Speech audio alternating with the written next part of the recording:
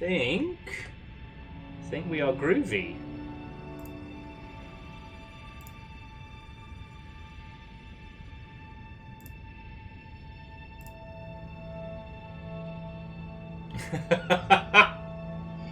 I mean, Lizzie, that does... Okay, does that count? It, like... 2 bits for the system. Thank you, Bacon. Okay, we're back. So we currently have like a little makeshift, like, reversey-pursey fan. There were some boxes close to the rig, which Lizzie says, I will murder you if you take this away from me. You know what? I want an excuse to spice up the boards, Lizzie. You're in. But if we have another short out due to heat, then I'll have to consider this a too spicy night. All right, sorry, Lizzie. Boop. Okay, you are on the boards. Okay, yeah. So, friends, I do apologize for that one. Basically, the rig overheated, and considering how I had boxes around the rig, honestly, it's surprising it hasn't happened sooner. Especially considering that, like, in Seattle, we're in a heat wave right now. I'm gonna keep going. And we'll see where this fucking adventure takes us. But yes, if we have another problem with the rig, in terms of heat, then we'll just have to call this for this evening. And then other times we can do like a little phone stream or something with it being this hot. So Toby, Watto, and welcome. TLDR, we were downstairs, we beat, what was it, the blood priest or what have you, beat the fuck out of him. And we are currently working towards the other boss hidden down in the subterranean dungeons. So, yeah. I did an audio check and everything, and it seemed fine, but let me know how it is. Oh, but honestly, friends, like, you know,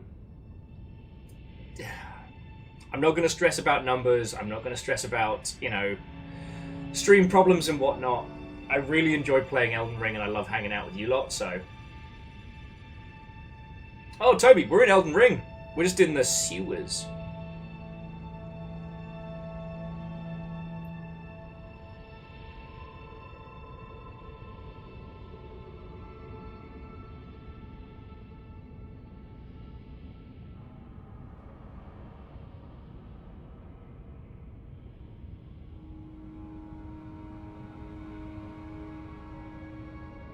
Just checking some things in a moment.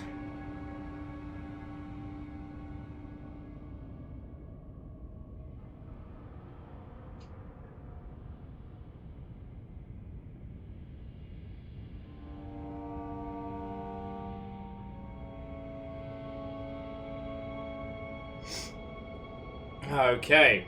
Thank you, Lizzie. Well, I mean, Meebot will do its job at some point, you know? So we don't need to... Yeah, see, it... Well, Ice Giants can wait, because now... But, Lizzie, thank you. Sorry, okay. I think we're good. I think we're good. I think we're good. Right. Holy Glee, it is good to be back. I cleared some space around the rig, and it now has, like, an external... Reactor online. Sensors online. Weapons Hey! online. All systems nominal. Viking 64 hug. Zoomzang, Watto, and welcome. Obviously, thank you for 4 months. How are you doing, Watto, and welcome? I said that twice. If I seem a little frazzled, we've had a lovely afternoon, and then basically the PC overheated. So I have put together like a bit of a makeshift cooling solution, which should have us back up and running. We are currently in the dungeons. Well, we were in the dungeon beneath the capital of Elden Ring. So a dungeon within a dungeon within a dungeon. And now the squad is leading me towards my next fight down here. We did manage to beat the 2 lobsters. It didn't count our victories, and I'm trying not to be salty about it. Wandering, Watto, and welcome. Hello, hello. I guess the timing for this afternoon was... I'm sad that, there's a bunch of people that are probably logged off, but, if we're getting to hang out with people we haven't seen in ages, that's bloody marvellous. Various game devs have compelled to make sewer levels within sewer levels. I thought we had that shit inoculated. Like, that's why we all got the jab, right? Was to inoculate us from the need to make sewer levels. God. At some point, I do need to do yet another playthrough of... oh, God. What is it? Not Brave. Bedlam. Just because it's absolute condemnation for old school sewer levels is exactly how I feel. Hey, well, Sir John Bacon, how's that for a spot of timing? Watto and welcome. Oh, and wondering, so I am ages away from DLC. I haven't even touched that. We just beat Grumpy Mook Elden Bloke by the Elden Tree. And now we're just kind of chipping away at some of the stuff that we got going. So you don't have to worry about DLC spoilers. You don't have to worry about... King Margaret. We just punched King Margaret in the... Well, no, we didn't. Reactor online. Sensors online. Hey! All systems nominal. 30 months, it doesn't feel like 2.5 years have passed. What how to many more? I hear that. It feels like we've had simultaneously about 30 seconds to get to know each other and 10 years. Time truncation is real. But no, you don't have to worry about spoilers. Also, don't tell me. What else? No, I think that's the long and short of it. Today, as I said, everyone's been incredibly kind. I got a, frankly, stupendous, what I'm calling an early birthday gift, because it's, as we were saying earlier, it's the only way I can kind of justify it. Fearless gave me a Steam Deck, and I'm trying to process that. And thanks to REDACTED, I was able to get some new Gundams, so...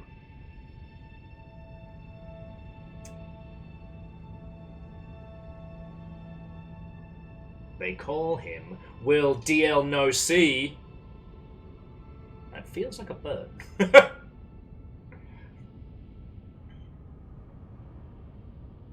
Yeah, wondering, I am terrible with names in Elden Ring.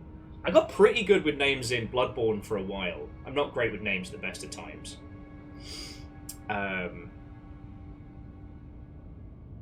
So yeah, you'll be all good. Also, just another reminder, friends, because the I should really add it to our friends' games. I'll do that in a second. But Hookshot has a game coming out next week. Yeah, it is next week. So next Wednesday, we will be playing.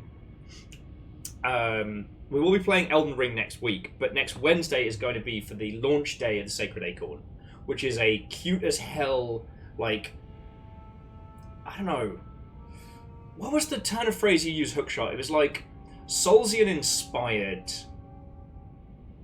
game where you play an adorable squirrel trying to fight back this corruption that has overtaken the lands. It's got a gorgeous hand-drawn art style, cozy Souls-like. I like that. Because it feels like it actually does earn that moniker. And also, I got to be a few of the characters in the game. So I am King Squirrel. I am the Grumpy Grumpus. I think I'm a zombie lizard. Also, and I'm the guards as well. And it was fucking funny.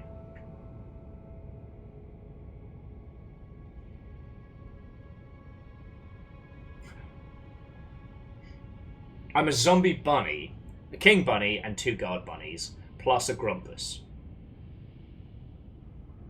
Yes, the king can call himself on himself, in case he's attacked by himself. It makes perfect sense. Perfect sense. Oh, okay.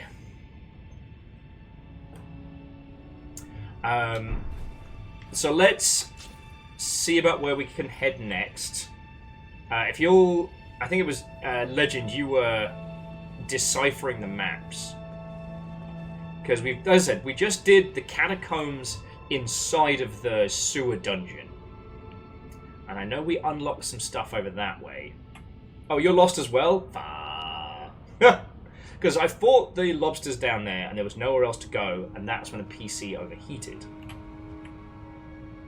We're looking for the second exit in the lobster room. Well, so that's what we were checking, Shaunarus, but there wasn't another place to go from the lobster room.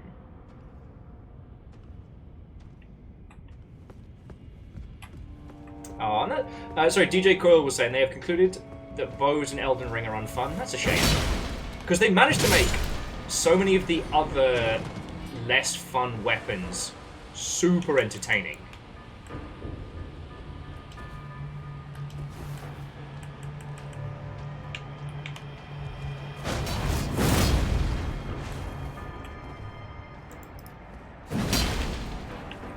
There we go. Sorry. Having some controller problems of late. Oh, he didn't fall off this time. Dang it. Dang it!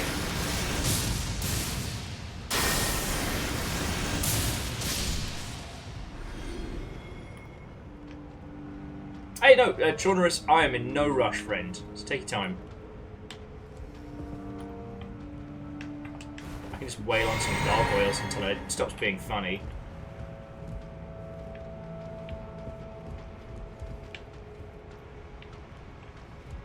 Because, yeah, we went in through one of the little doors at the very, very bottom.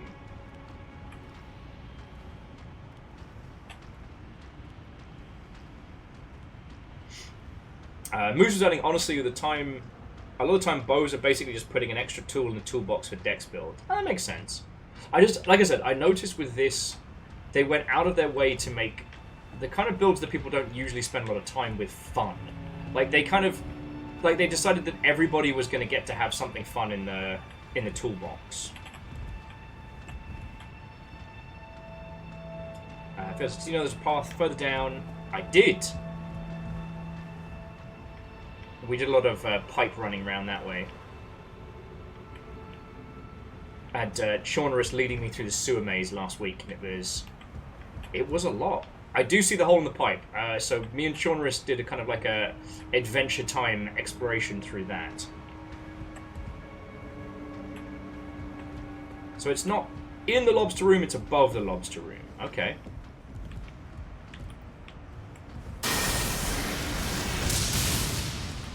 Hag effect!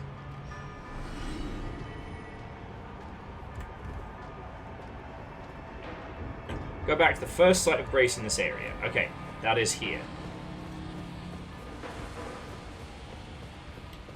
It's alright, I can have a cheeky rest.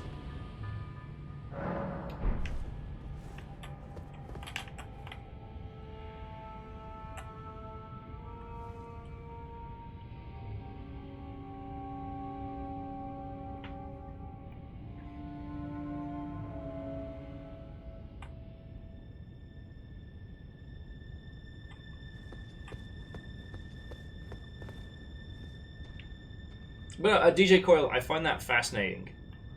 I kind of... Alright. On the left, there is a ladder in this room. Yes, that ladder leads up to there.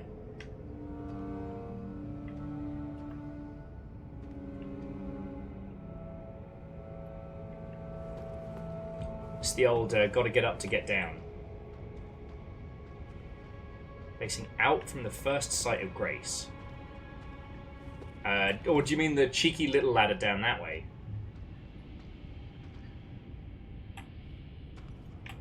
Alright, cheeky ladder. Cheeky Nando's of construction. Whee!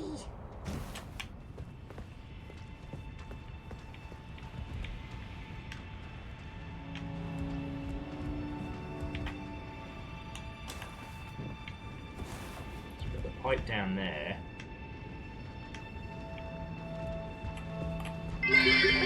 Hey! Just popping back in to say down with lobsters and good night before I look. Oh, well, thank you. The lobsters deserve everything that happens to them, as do the gargoyles. And, newsflash, they know why.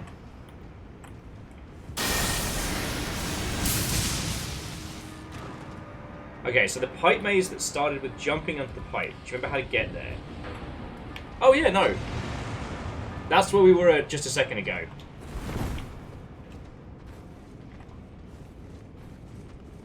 So we can actually get there from the nearby room a little quicker.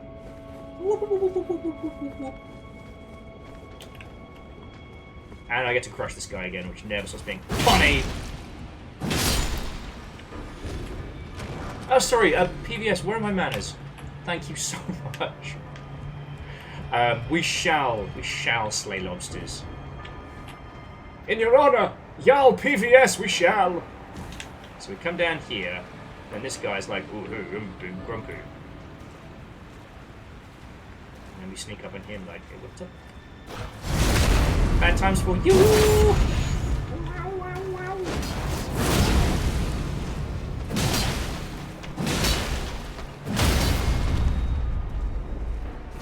Get that combo going. Okay, so find the boss room is based on find the right path through the pipe maze. Okay, so we want to drop in from here. I think that was the consensus, is that's the part of the pipe we want to be hanging out in. I can do that.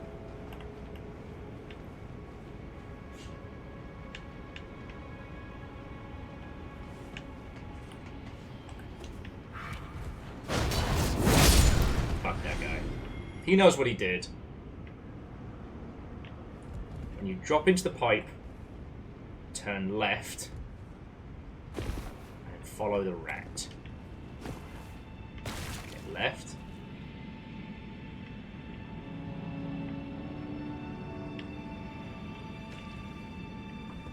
Okay. See him.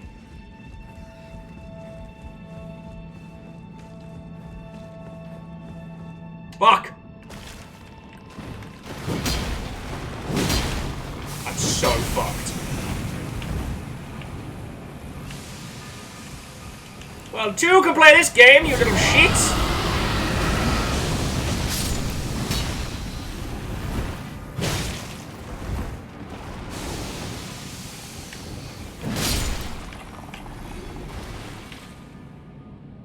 So I did follow it. Didn't go well. But now I'm here. Also, fuck this guy. He knows what he did.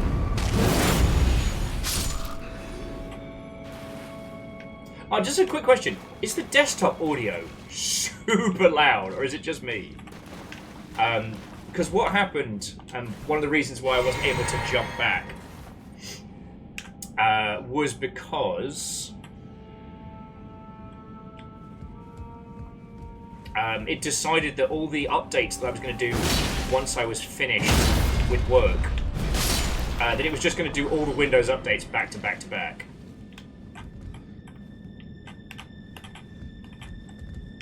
Okay. So you're saying if I head back to the bonfire and we do, like... we just play Follow the Rat. That's probably the best maneuver right now, yeah? And try not to fall down any fucking holes. I can do that. I can do that. But yeah, so Lizzie, it decided it was just going to do update after update, whilst also doing the, like, checkers and whatnot. So I was just very patiently trying not to lose my fucking mind. But I decided, no, I'm going to breathe. Take a beat. And Fred, how are you doing, mate? I saw you pop on in just as everything went to shit.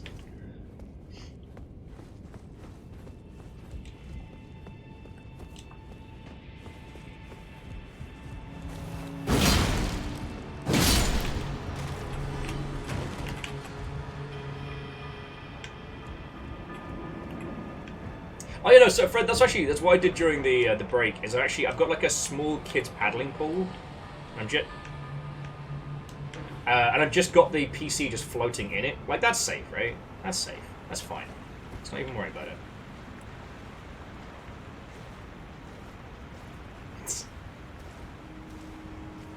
Now, I've got some additional fans set up, and I realised that the PC didn't have a lot of breathing room.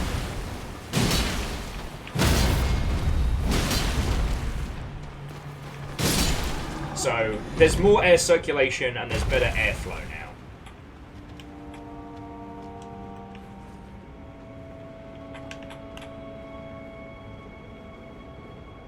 Well, true, but isn't it? So it's mineral oil, and I think it's there's a specific kind of vegetable oil that's non-conductive that people have used for like full PC cooling systems.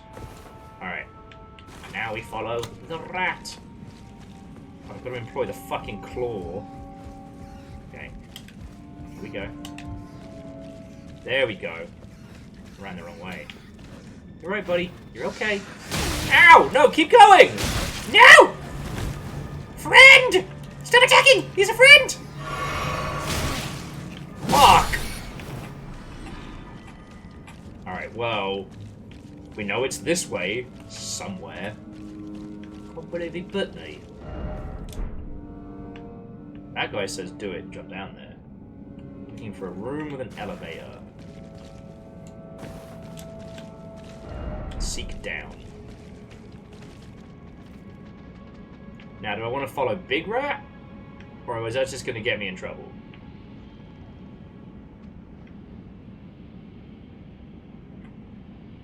Verdant says they pre-soak all their PC parts. Yeah, you put them in a nice little bubble bath before you install them in the PC. Everybody knows that. Don't do that. Well, we shall use the servantly nice technique. Ah, you fucking dick! Hit me with poo hands! Didn't even hurt. Stinky. You hear that? Your body's stinky! Ah, lucky. Ooh, actually. Yeah! I'm gonna leave the basilisks alone. I just wanted to bully that guy. He knows what he did. Okay, room with an elevator. Room with a view. This does seem hopeful, because, Chaunerus, you took us all the way around the houses. And again, I really appreciate that from last time. Buddy!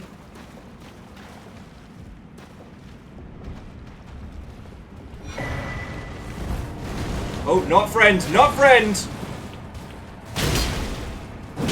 Mate, don't make me kill you in front of your mason jars.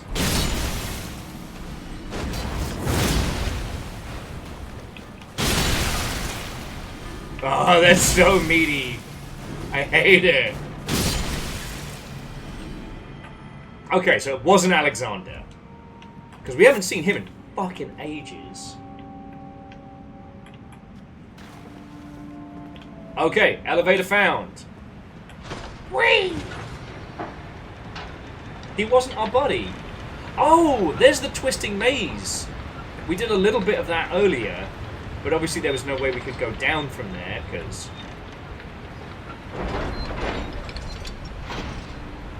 Hey, quick question. How many of you remember Bloodborne? Because I feel like I'm about to get picked up by an invisible fucking horror and then eaten. And not in a fun way.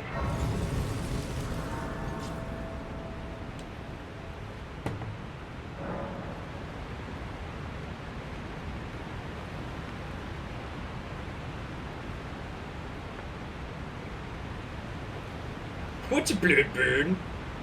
It's a British thing, don't worry about it. So, it's going out on an evening to get a kebab with your exceedingly hairy mates. Oh, his turn's finished! I know, Greg. Greg, I know. But we're still going for a kebab. Away! Away! I know, that's why we're going out for food. It's another fucking catacomb! Where they make these? Note to self, when I become Elden Lord, I'm glassing all of these. We'll have one infinitely expanding, ever-changing chalice dungeon, like a sensible civilization, and that'll be that. Oh, this is bad for me, isn't it? I know a bad idea room when I see one.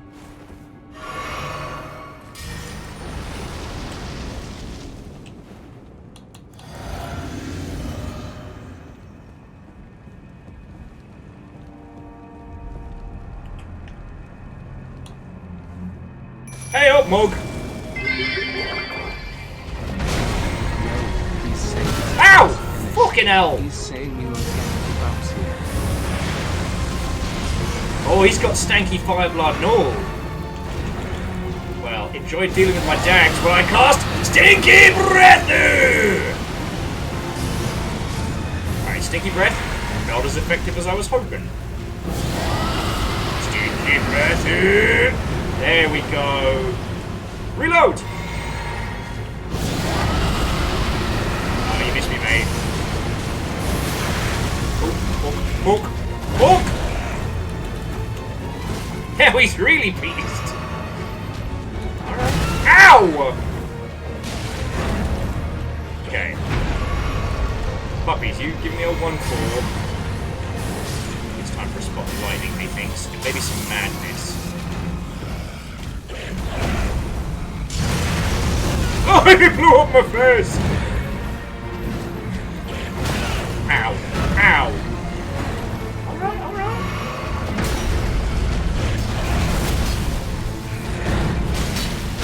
Oh, it just fucking stabbed me. Okay. So 1, he can use blood fire better than I can. He's genuinely unaffected by Stinky Breathy. Oh, okay, so Kestrel, there's actually a cute little trick to it. So you head straight out through the doors and across the bridge out from the site of grace. You go into a big room with a long ladder down and a long ladder up.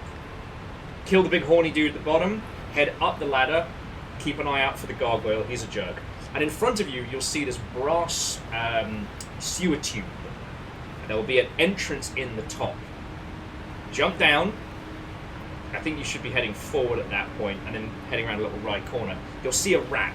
Follow the rat. That showed me where to go. Fred, what can I say? I'm a good judge of character. How horny? Go ask him yourself, you thirsty buggers. Yeah, so Kestrel, I didn't know that at all, and this lot told me while you were AFK, and it was like that's how I found it.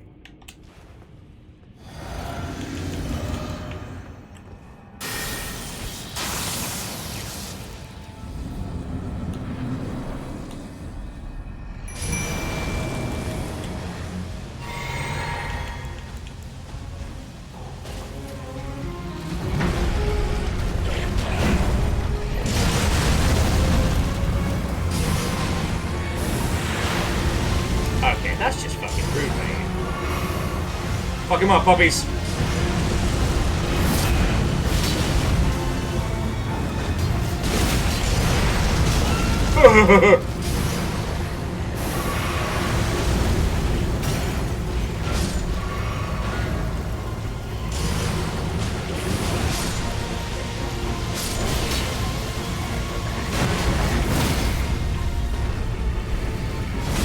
Oh, I'm in serious trouble. Oh, no!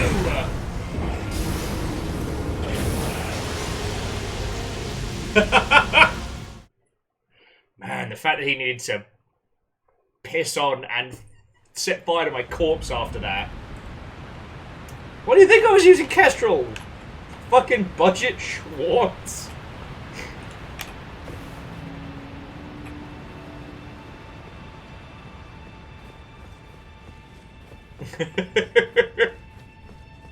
Anyway, we got this guy.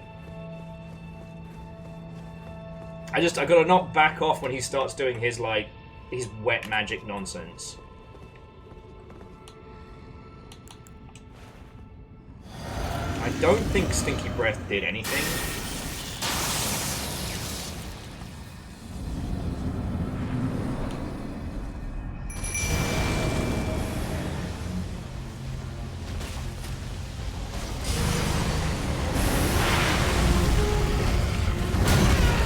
Okay. Puppies. Puppies.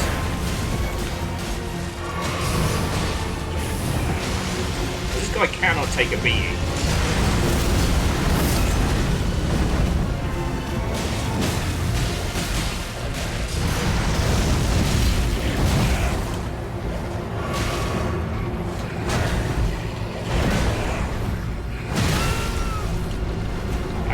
pot kettle black in that situation, but you know what I mean.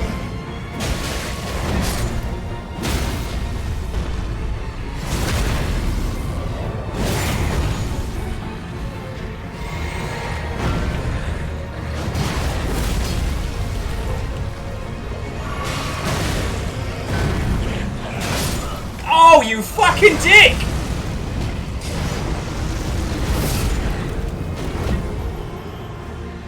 He got me with the backswing as he pulled his janky ass tuning fork out of the floor. Oh, look at me! I can cast blood magic!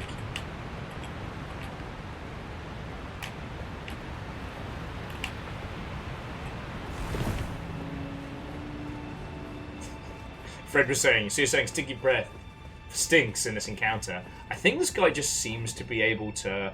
No! Fearless, no! Oh, no! Have you been hanging out? Is it... Oh, it's, you know what, even... Oh, no! I'm sorry, friend.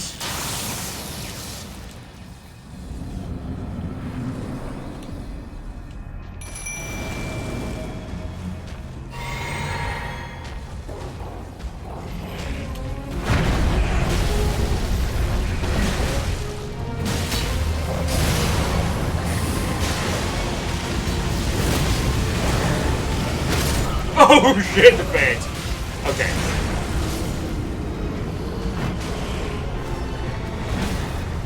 That did not go according to plan.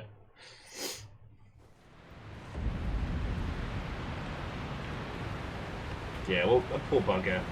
Well, Phyllis, I hope your flatmate's alright, and I hope you don't get another round of the bad luck.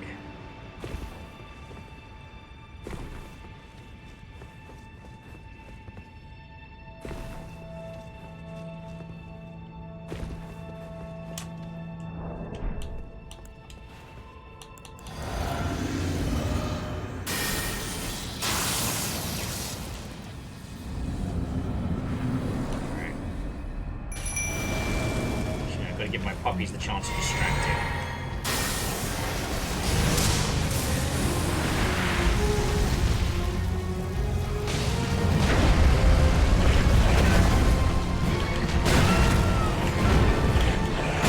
Oh, fuck! Fool me once, shame on you. Stab me the same way you have multiple times, shame on me.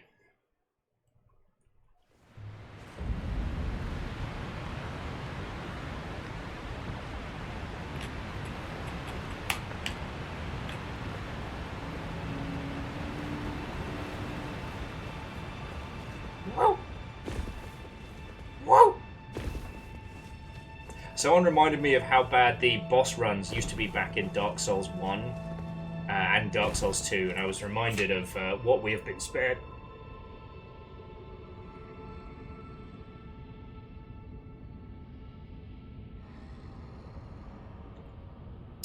I've been reminded of the hell runs that we have been spared in newer games. I'm glad they realised that, hey, no one has fun repeatedly running back to the boss. Oh shit, dead. I fucked up my combo.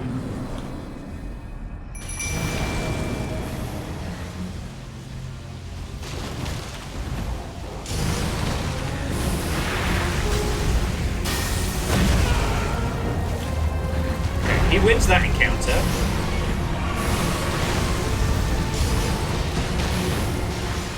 It's just, there's so many shitty little, like, objects in his house. Like, clean your shit up, mate. What the fuck? Okay. Okay, how am I doing worse? And you're right, Fred. I only have to beat him once. He has to beat me repeatedly forever until I give up. But it's cool. We've had a lot of good boss fights. And we've had a few... Nailed shackle though, right? We do. I don't know why I said it like that.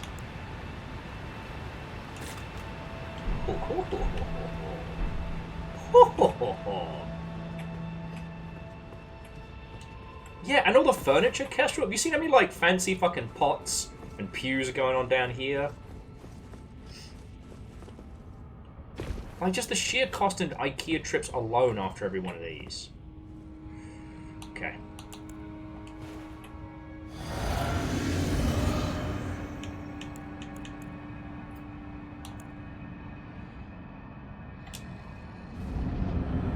So let's get the puppies going.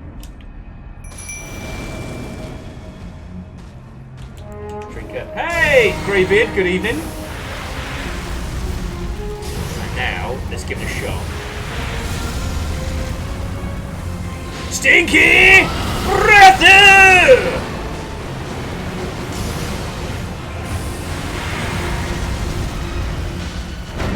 Oh, it actually does work. I just didn't hit him good last time.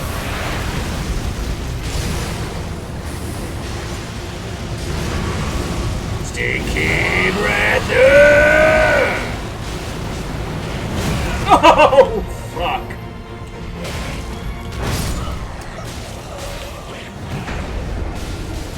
Okay, this guy is tough as fuck. So, Greybeard, how was your evening? What were you up to? A spot of Elden Ring yourself? Lovely. I've had a fucking lovely day. But we did have some technical problems due to overheating. Kestrel says, do you know that every IKEA trip is always twice as long as you think? Because you're going to keep getting lost. For me personally, it is because I am a fucking child, and I can't... there's the two things I can't help but do. One, put all the fake wooden hands into flipping the bird, or into a good old-fashioned V. And trying to arrange as many stuffed animals into the little, like, you know, faux bedroom areas as I can get away with.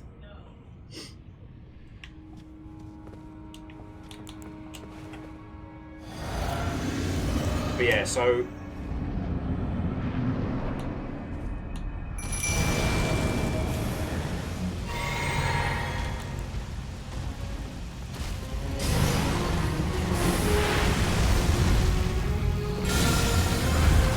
Stinky Breather!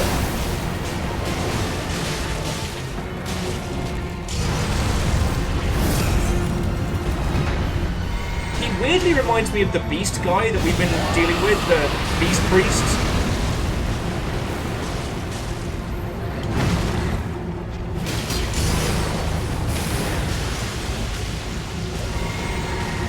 Alright, puppies, fuck him up. There we go. Get distracted by dogs! Stinky Breather!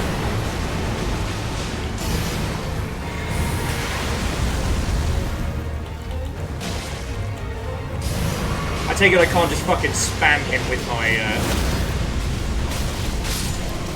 There we go! There we go!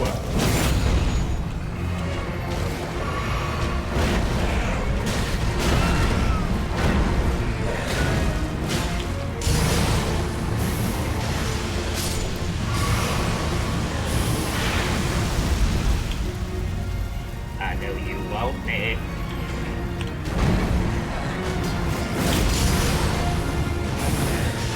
Ninja bullshit! Ha ha ha ha!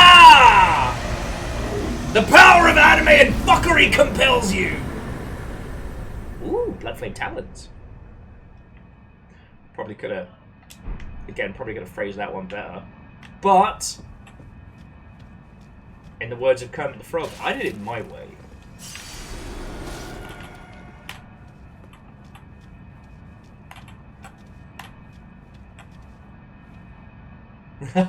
No, Greybeard, that's exactly it. You showed up and I was like, well, I gotta bring the thunder now. And Kestrel, the only thing stopping that ball pit, that's the only thing making a kid's ball pit is you not power bombing the first child. Let me tell you, it becomes an all ages ball pit very quickly if you throw a hurricane off the top rope. Trono says, do you remember the ancient stone tree at Dark Souls 1?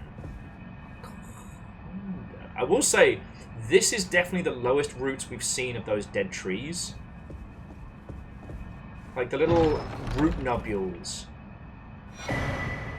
Alright, so we've got the Earth Tree's Favor +1. That sounds cool. So I think I'm using the Erdtree's favor as is. But this feels like we're...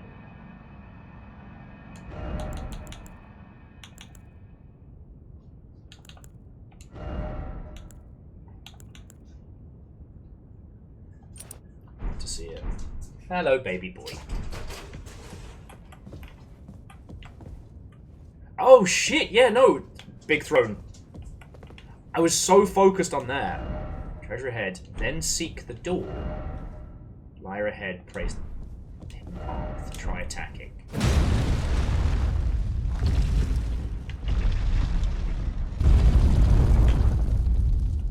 Let me guess, another boss. Melina wants to talk to us. Melina's like, hi, tarnished buddy, friend, pal. Since I sent you to these lands, gave you a mission, I can't help but notice you've been down in these fucking sewers for days.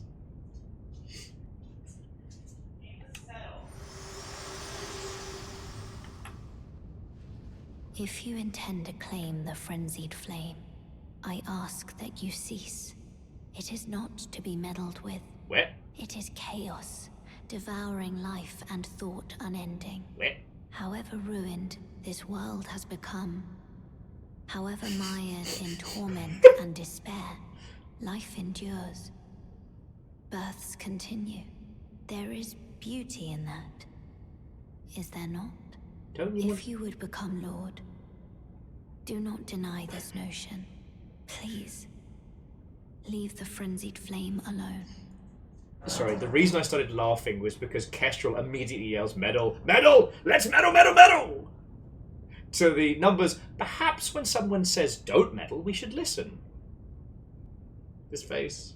Is this the face of a man who assures the meddling when available? Okay, so Melina is talking about the quest line, the girl you've been feeding eyes. It ends the bottom of a jumping puzzle. Okay. And you were saying that we can go either glean a reward or a story beat, but we can set it back on the other path, right? Also lore. So much lore. Okay, who have we got in the mod team? Is it just Lizzie in at the moment, or Moose? I think Caffeine's a thing. Numbers has an official stamped and verified "I told you so" voucher from me. I just wanted witnessed by at least one official moderator.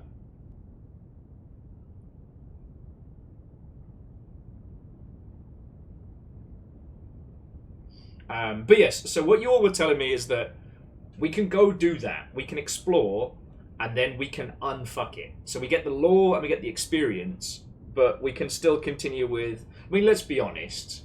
You know, we're pretty... it's pretty clear which team we're fighting for.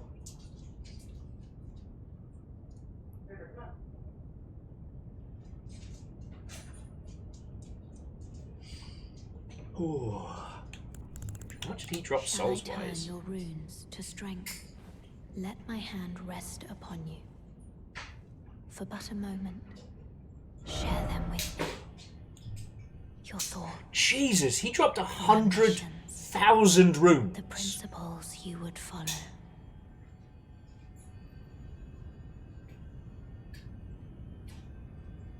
That's just from him.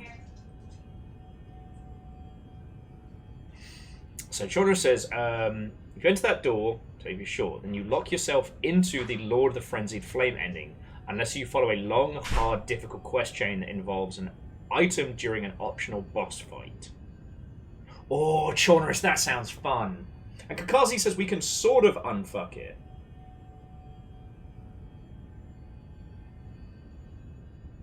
Chorner says, Morag was the phase 1 for the gatekeeping boss, the DLC.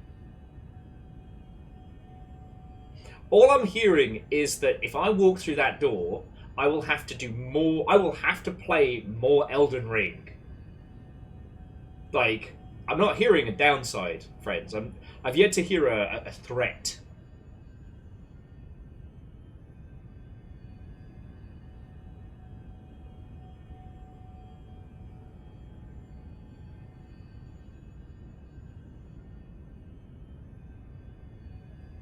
Kira says you won't get to talk to Malia anymore. No. Oh, but so Kakazi is making a very good case that we could do this later. So I can mark this as the Cirque de fuckery. So Chona says we're doing this. Alright. Explain the actual reasons. Go for it. I'll decide what I'm spending this on. Strength is tempting. Faith is kind of gnarly. Mind isn't awful. Cold Ankles recommends going down to get the grace, but not interacting. I mean, I've got a spot of grace here. I'll be fine. Right? Right? Right?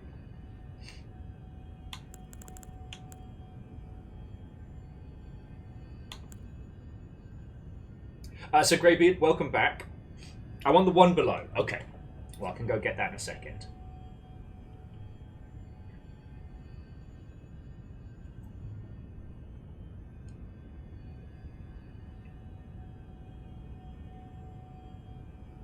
But wait, no, if we continue forward, isn't she going to stop talking to us? Like, I guess what I'm saying is, how do we get the most amount of game? How do we get the most amount of lore and experience?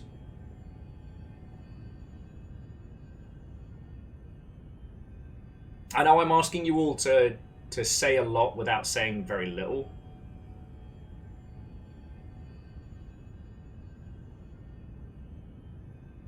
It's ever since Sekiro I've been a little paranoid because we missed out on a huge chunk of that.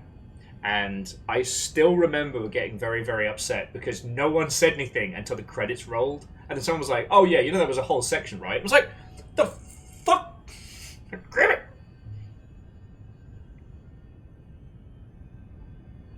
The final thing is stripping down naked and walking through a nasty biopunk door that looks nasty. Me or character? Because I've done more for less.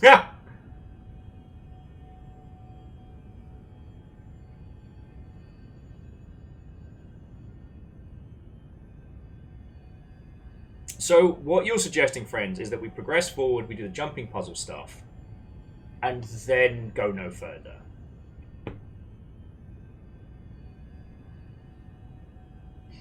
Although Kakazi is saying, like, turn back, can hit this later. Okay.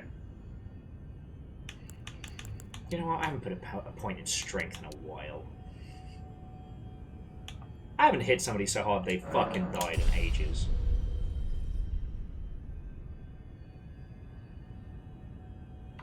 Just don't do the final step. Roger, roger. Okay. Parkour, parkour!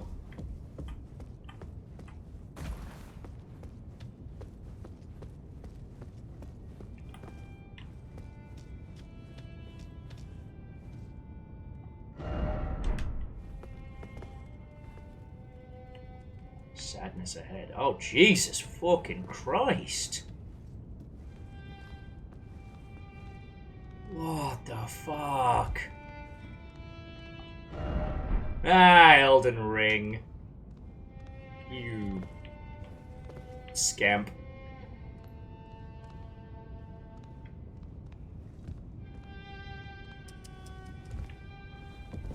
Wait. What the fuck is that? I just got tutted at.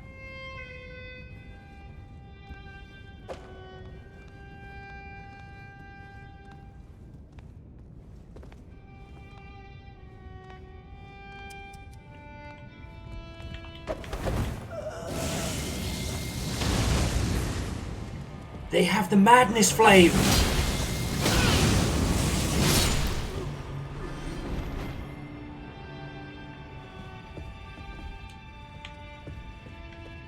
It's all starting to make a weird sense now, you know? Race Mimic. I'm trying to get some, like, screenshots of the area, but, like, nothing really encapsulates just how horrifying all of this is. Do these resemble anyone? They kind of look like the fucking creepy weirdo lords.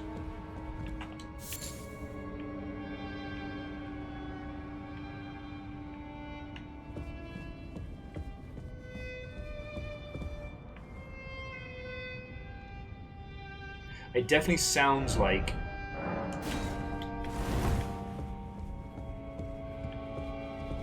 that tune is being played by someone in here.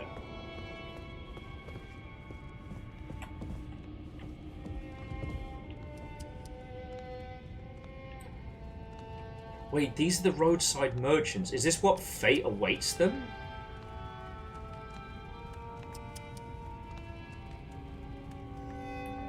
They're blind. Because the madness has burnt out their eyes. Fuck.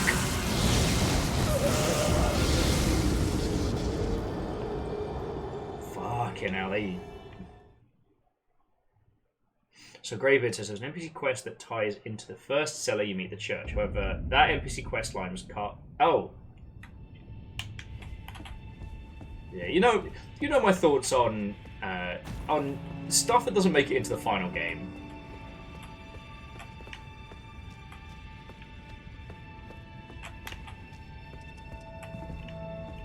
But I'm gonna get my souls back now.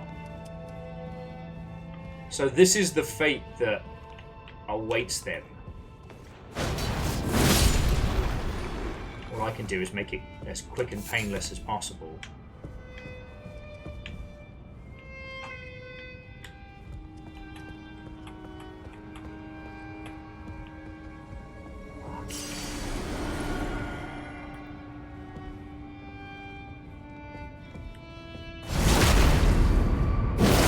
Sorry, buddy. I can't afford to be...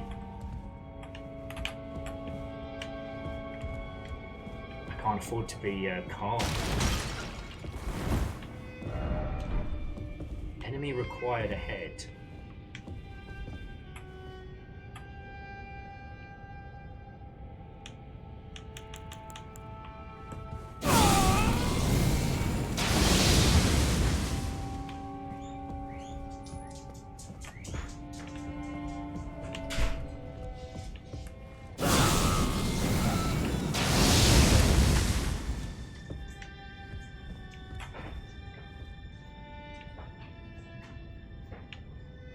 You have to be the guy.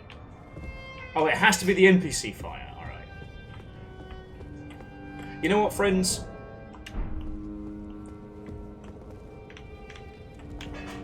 I think... Hang on. So that's the Cathedral of the Forsaken. Alright. So we've done the underground... I'm going to mark this with...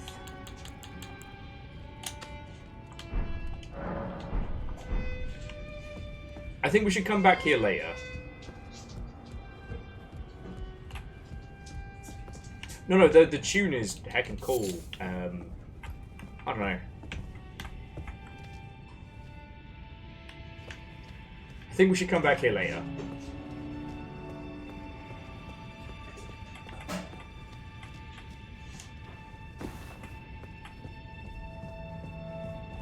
Because we can, like I said, we can do the jumping puzzle whenever.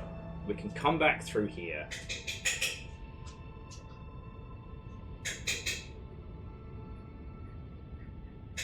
So Kestra wanted to ask, does anyone know, can you do the DLC if you've finished the game?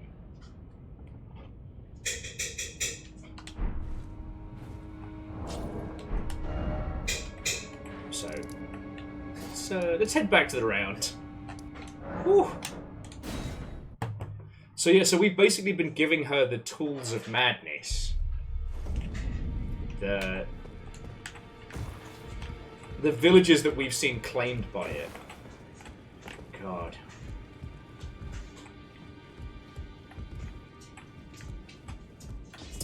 So Cold Ankle says you can do the DLC after the final boss has been defeated, but not once New Game Plus has been started. Okay. Greetings. Are you here for spiritual? Fuck, here I am. Poppers! Poppers! My puppies are stronger, fightier, betterer. Well, Where have you been hiding? where have you been hiding? Don't eat apples and pears! Good time afterwards. Lay out your arms.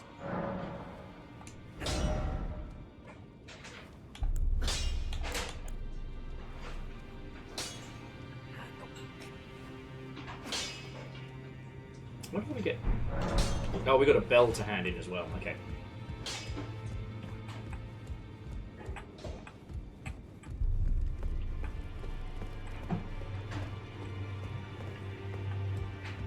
Yeah, Kestrel, I know what you mean, because with a few of them,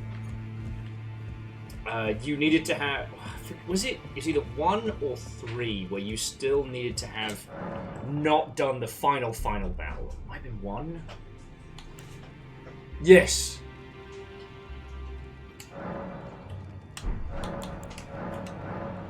Oh, Joel.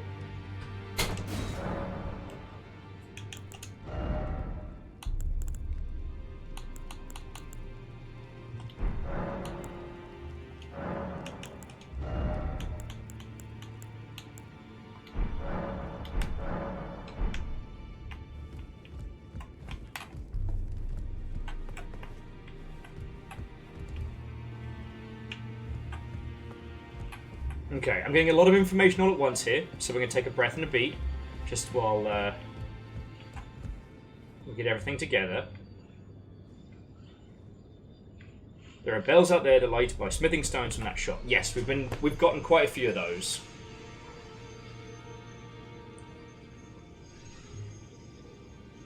Oh, and the noise in the background, friends, is not the fans dying, but Fiona's just whipping up some food for the dogs.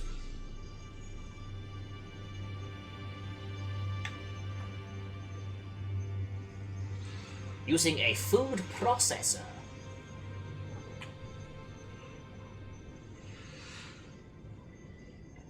And Moose, I do agree with you. I like the fact that Melina's loyalty is not without condition. She's not just, you know, what did Patrick come up with? Mummy, daughter, wife. The concept that there are certain characters in FromSoft games who are just always there to either level you up, point you in a direction, and like dust you off. You know, the doll. And I'm not saying that it's a bad thing, but like the doll from Bloodborne doesn't really have. She isn't an agent of. She isn't really agency.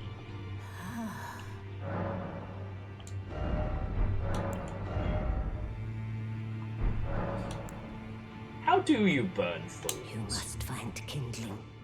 Only the smoldering flame in the great forge of the giants on the highest peak in the lands between can burn the Earth Tree. But special kindling is required to reignite the flame. For the flame to burn the Earth Tree, a sacrifice is needed of one who envisions the flame and can lead you to the rune of death. Now go forth. I just realised, because I never went back here. Behind fingers! Which of you terrors was that? Because it was a long Shipian, that's for sure. I realised I never went back there because when the fingers were doing their whole creepy shit, I didn't want to. I really didn't want to. That's big. I don't want to do that. Okay. So I think we've done everything here. Let's go hang out with Best Dog Pope for a second, and then we'll decide on our next course of action.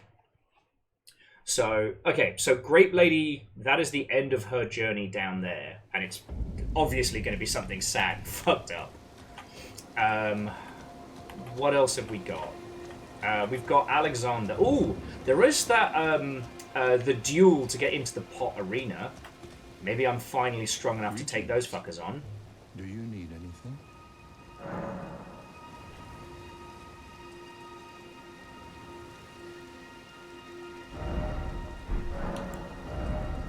No, I've got all the incantations he has. In the end, Lady Renala was left alone, cradling the amber egg Lord Radagon bequeathed her. Now she devotes herself to it through forbidden rite, the grim art of reincarnation. You would do well to remember, severing a vow, strongest of bonds, has consequences ever more dire. Interesting.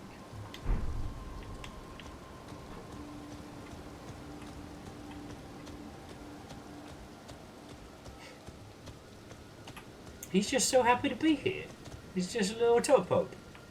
And the fact that the entire internet dubbed him, oh look, dog.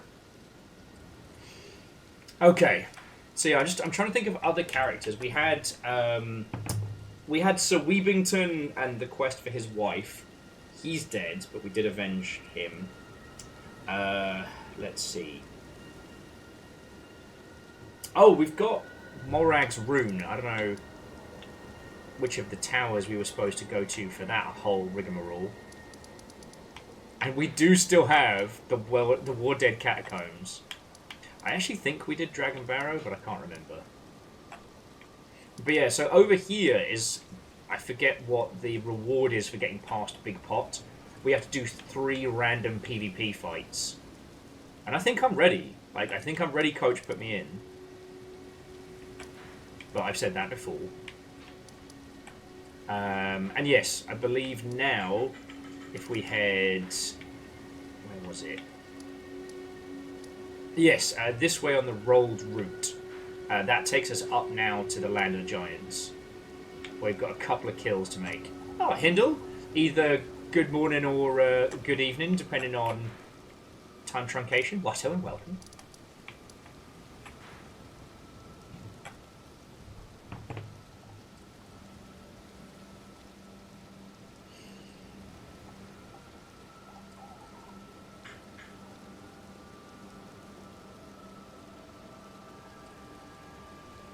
And Hindle, it's going real good. We had a bit of a hiccup earlier just due to like the rig overheating, but I've got a better solution on it now. It's got a little bit more space to breathe and whatnot. And I mean, I fucking love this game. Shocking, I know.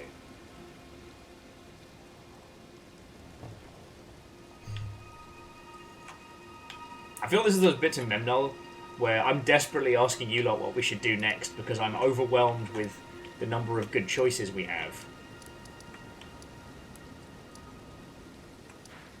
And I think I found most of the things in the plateau. We definitely didn't do the Hero's Grave yet.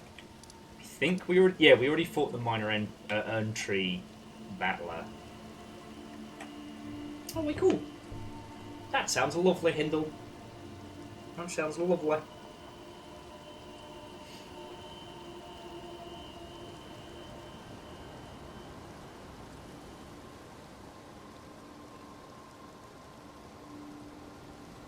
North of Hero's Grave is another short dungeon. Which Hero's Grave? There's a lot of them! There's loads of blocks! But yes, no, this was definitely pointing us towards something if we'd followed, like, down on the road. Oh, we can have a quick crack at that then. And we've got the capital rampart to head to. I am curious as to the times in which FromSoft has embraced the whole concept of New Game Plus as a narrative device. Like, one of the things I do find myself thinking about a lot is how, unless you look at a guide, it is impossible to do Bloodborne's true ending without having played through it at least once, because there are so many ways you can lock yourself into hashtag having a bad time, right? Like, unless you know or someone guides you through, yeah, it's real easy to fuck up.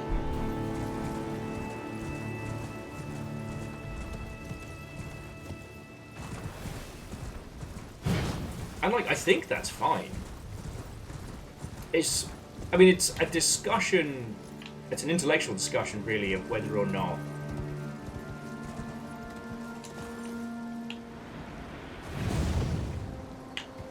you should consider Bloodborne's, like, previous runs through to be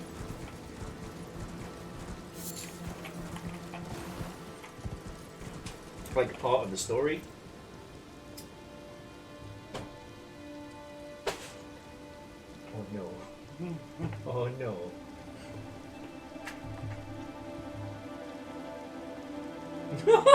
Baby boy!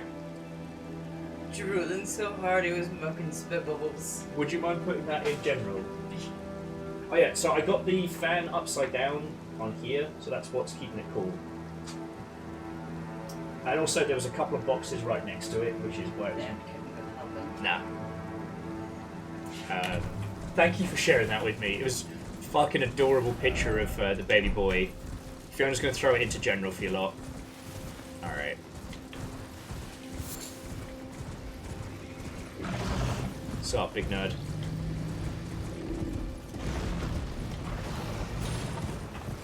Torrent, I need you to do some hippity hoppies. Oh, he can climb! The bear can climb! Oh god, the bear climbs! Fuck. Ow! Ow! I thought I could get away.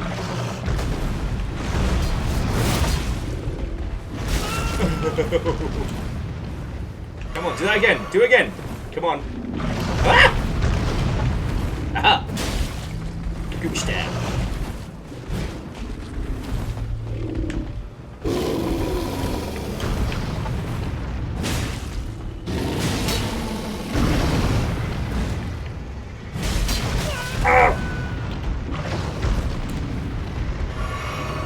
Oh, when I try and do dumb shit, I get yoked off the edge, but no.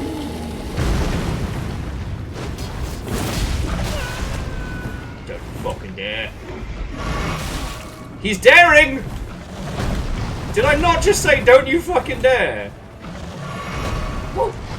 Whoa. Yeah, yeah. Okay, whatever.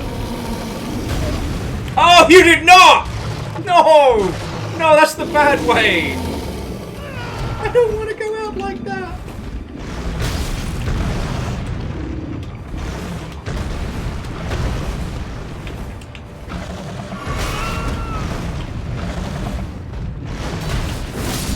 Thank the fucking gods! Yeah, Castro, we'll call that a wrestling move and never speak of it again.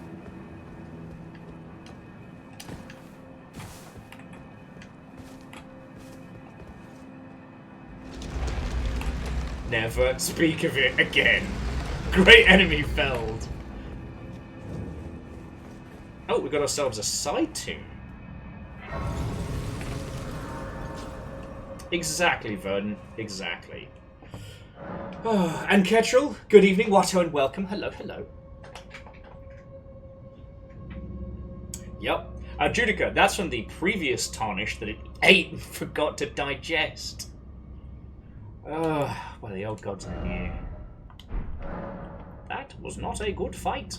That was a bad fight. You know, I'm gonna mark this. I'm gonna mark this as a place we can do later. When you said side dungeon, I should have realised you meant catacombs. So we've got a couple of. All right, you know what? I guess we're just continuing on our journey. 'Tis the bear with the steel chair. I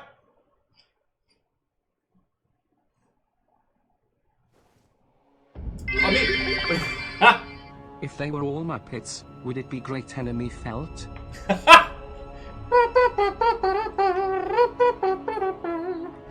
But let's be honest, if it's anything, it's...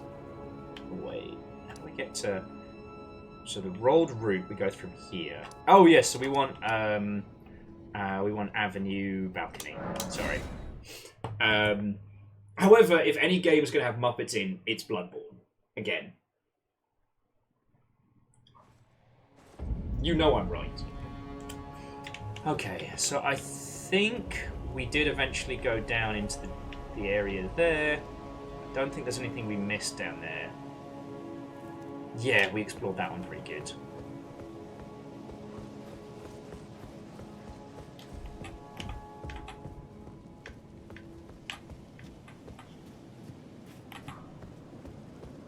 Sorry, where are my manners? Legend, seriously, thank you for the bits. I guess between the heat and the everything going on, I've been pretty overwhelmed the last couple of days. And it's definitely caught up with me a little bit today. I'm not going anywhere, friends. Just, I'm trying to stay atop of my manners.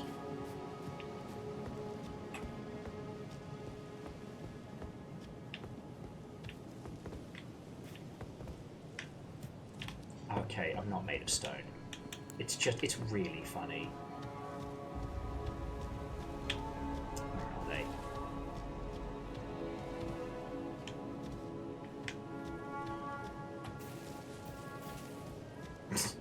Greybeard, I couldn't possibly comment. No. See, Fiona agrees with me.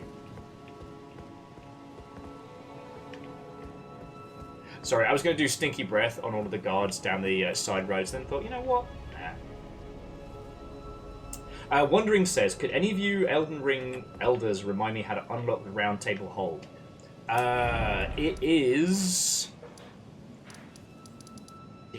the weird little side area.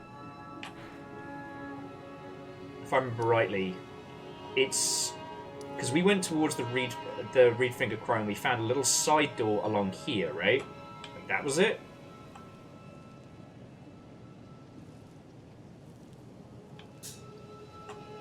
Oh, that's how I got to it. Was Melina supposed to be like, oh, hey, homie, I know a place in space and time we can go, like, chillax? I don't know why I said it like that, I'm sorry. Fucking weed! Fucking weed! One hand that shit. Huh. So, did I get to the hold in a strange way? Because we walked to it.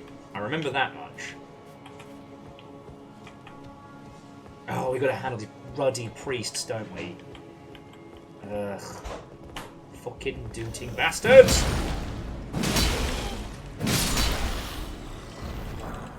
Neither me nor the Harpy was on our A game there, let's be honest.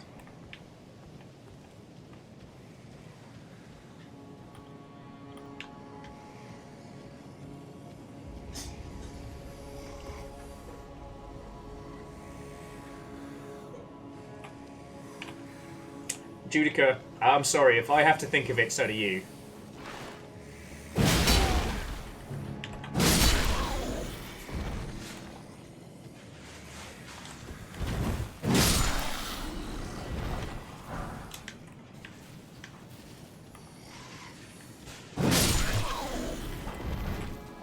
Sorry, Judica. No takesy backsies. It's what happened to Tiny Tim at the end of Muppet Christmas Carol! Shit. You know when you say something really bad, and it's not until you say it out loud you realise? Because, okay. Gonzo says, and I quote, Tiny Tim, who did not die, who did not pass off this mortal coil, who did not leave this ethereal realm. We know there are worse fates than death. There are darker beasts that stalk in the night.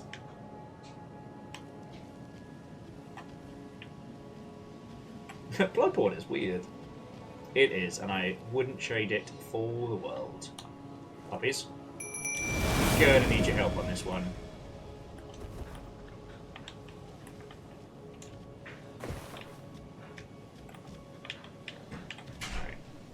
Stinky breath!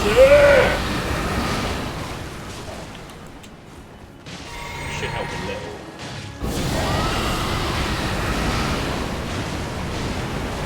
And no one is prepared for the power of Stinky Breath.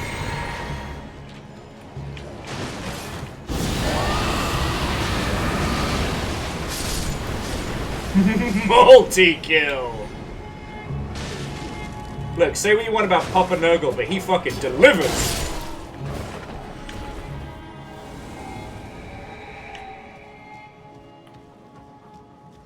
You know what, I'm gonna leave that one alone. I remember what you all were saying about how this is probably like the most tragic shit of all time. And I'm probably the bad guy here. Oh, okay, so this place opens, right? But weren't there some other places that had similar doors, like the huge runic carved doors? Did those also get opened when we killed, what's his face?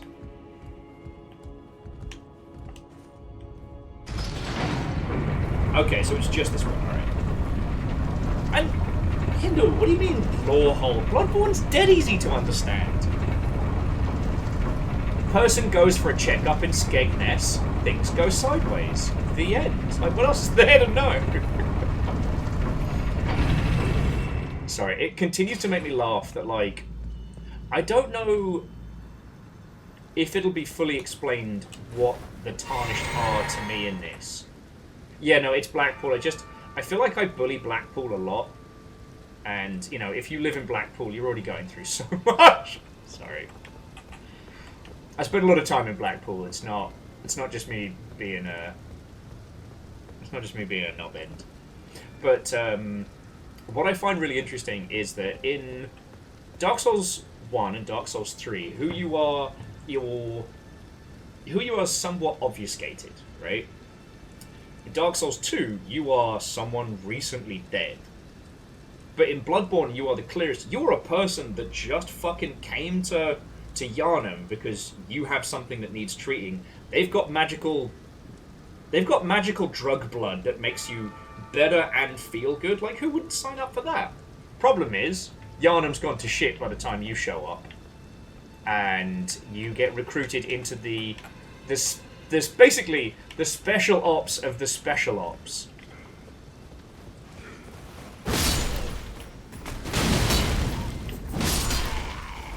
To be a hunter of... basically to be like the hunter's fucked up, so now you've got to unfuck it. Also, nobody knows who you are, so good luck. They won't protect you. And yeah, so Hindle, like, obviously I totally agree. Bloodborne works because, like, you're at the cusp of the events that are affecting everything, right? Although in the DLC you're kind of going into the past, sort of. Don't worry about it. But with Dark Souls, everything's already happened so long before you've come here, and it feels similar to that here. Wait, what am I saying?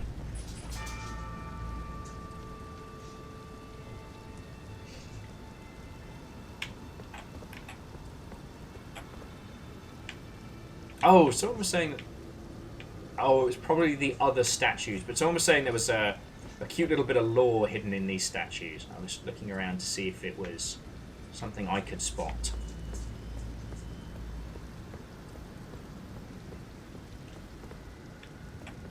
Hello, baby boy. Capital outskirts.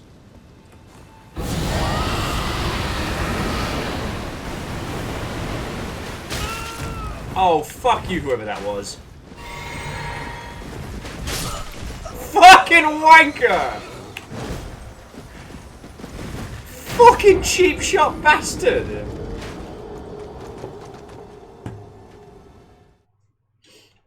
And Angel Kalina, you have survived the day.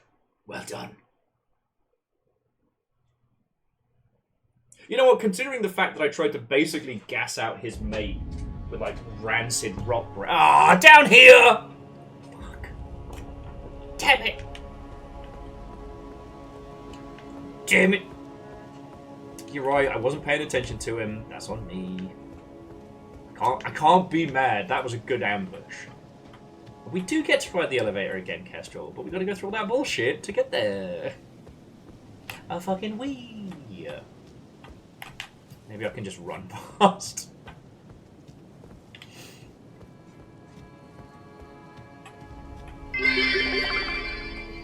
Shot through the heart, and the archer's to blame.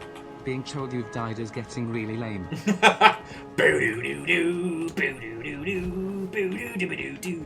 no, that's a different song.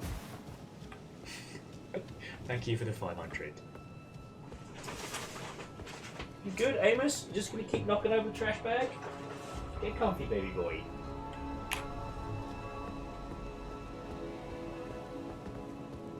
Well, no, so Kestrel, I'm not asking can I run past them in the sense of can I physically move quicker than they can chase. Can I resist the urge to do this fucking weave?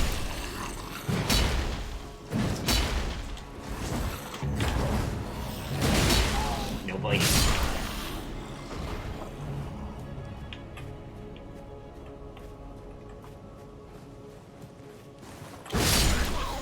I mean, perhaps we could phrase it a different way, Kestrel, but yes. Alright, I'm just going to try and leg it past him.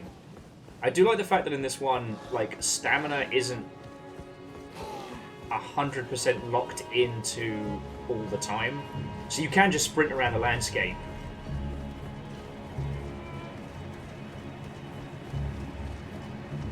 Ah, beans. Ah, beans! No. No, no, no, no, no! No, no, don't you fucking do it! Twat! Shit, Lord bastard! God!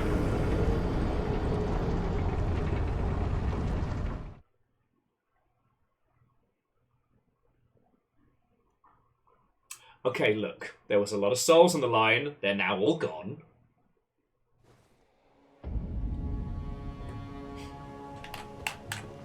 Just run past them, Will! Just run past them! I resisted, and look what it got me. Friends, wait, hang on, everyone. Do you hear that? On the wind. It's fucking murder, and I'm about to do it!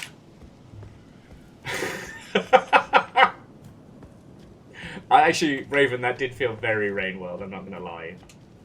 They attacked me first! I ran past them. I ran past.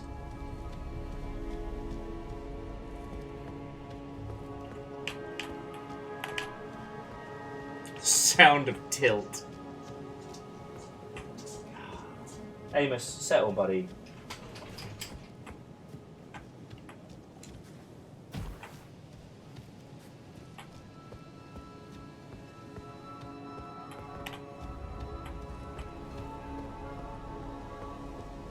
So mad. So mad. Oh no, Chaunerus, I completely understand.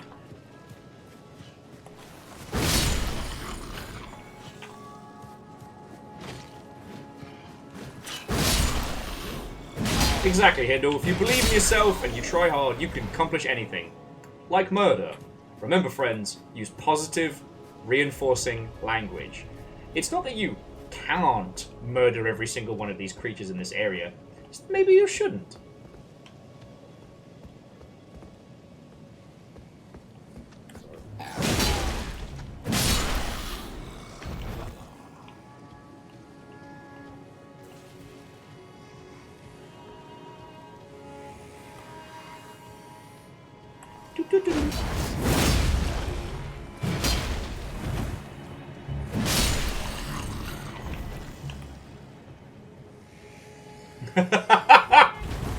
Sorry, Kessler was like, "Hey Will, Little Bear says hi, you're doing great." Even the younglings have come out to see me get murdered.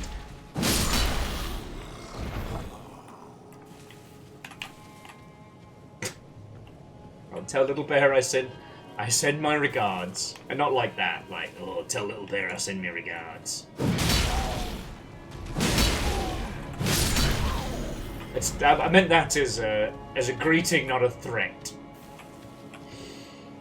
I'm gonna kill so many of these fuckers. It's just gonna be Welcome to Stinky Breath Massacre, starring me.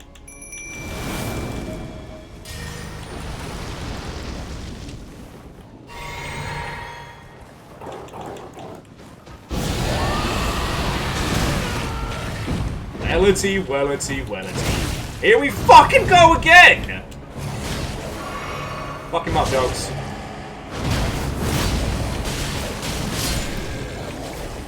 Alright, who's fucking next?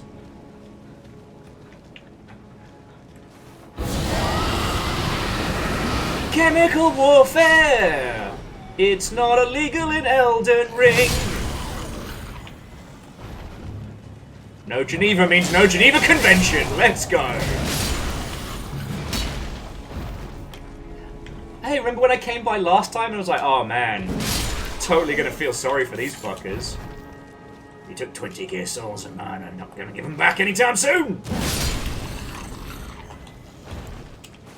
Will, you wouldn't drink a drink a mana potion just so you could do madness beams on. Yes, the fuck I would!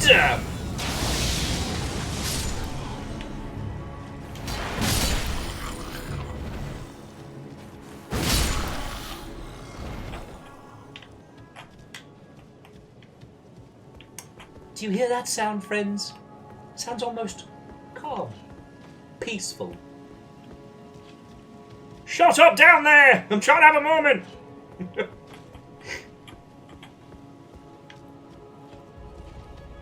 Oh, actually the elevator was here, so I could... the elevator was here, so I could have just taken that up. Let's not talk about that.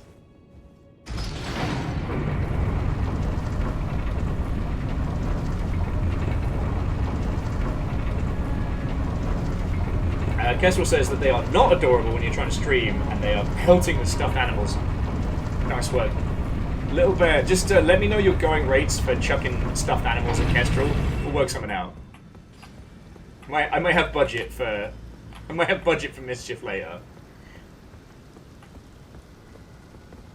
I got some souls back. Actually, that was a surprisingly large amount. So you did I need to hit him that hard? No. Did I? Fuck yes.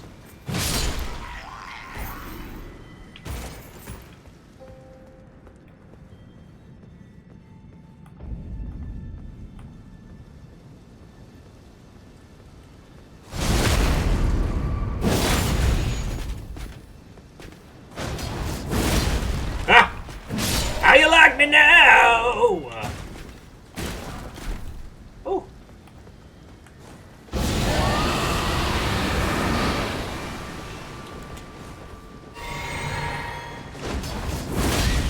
How's that working out for you? Dickhead!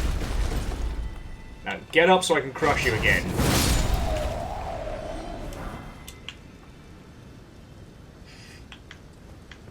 Tilted? Does it look like the face of a tilted man?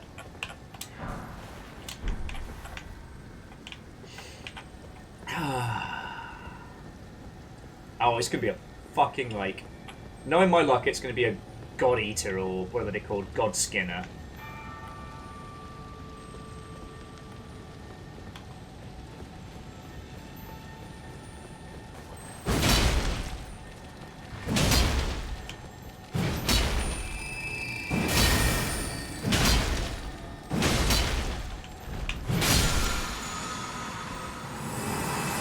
Big money, big prizes, big whammy. Oh, I love that for us. Okay. And yeah, Kestrel, the Godskin weapons are pretty cool. It's just they're so gross. Oh, yay! Giant dung beetles. Lovely. I hit them hard, so they got bigger. Giant dung beetles. This isn't giving anyone else, like, creepy, ominous vibes, is it? No? I'm sure we're fine. I'm sure this is all fine.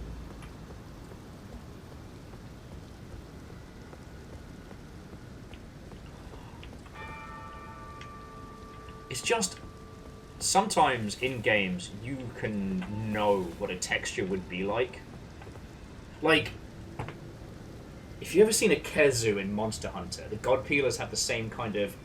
I feel like, no matter where you are, arid desert, you know, bright spring, summer morning, what have you, I feel like the Godskin armor will always be that little bit gross, moist. Kind of like infinite whale blubber.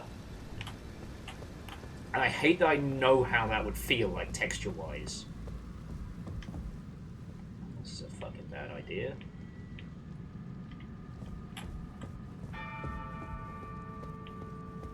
Oh, okay. So, what's this? Visions of precious item.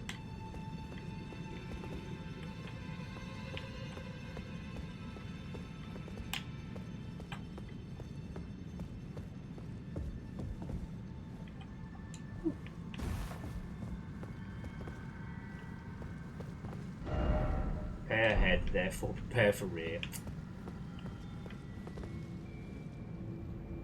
It says pair ahead, but all I see is that fucking guy. No, I'll leave it alone for now. Check out the lift. No, I know that the Godskin, again, much like the Kezu armor, will just always have that permanent, like, gross dampness.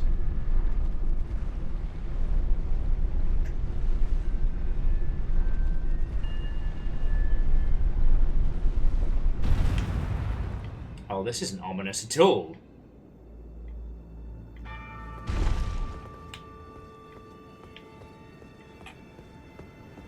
Oh, okay, I turned around. Alright.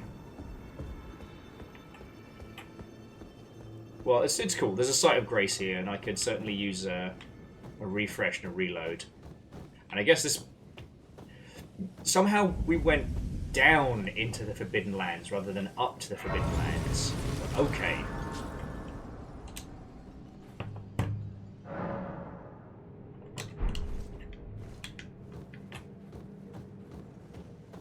But, Childress, I'll take that piss-easy boss fight.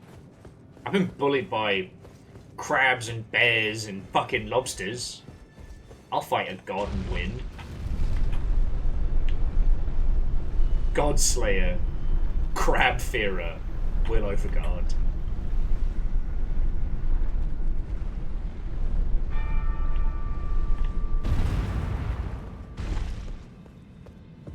But let's, the dag's ready. Possibly some stinky breath.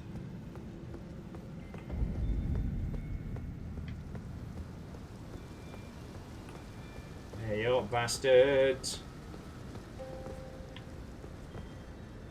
What the fuck? Oh, he's dead. And there's Chunky. He's dead.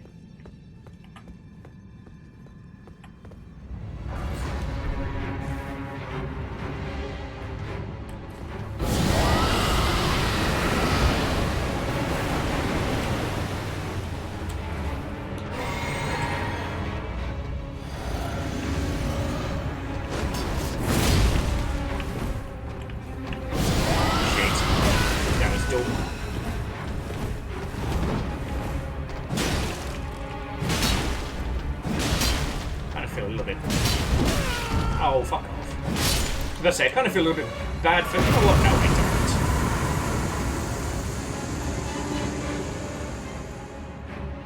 don't. Stinky breath!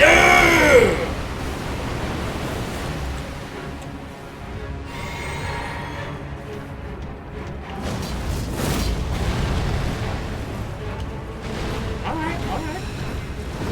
I can respect the move.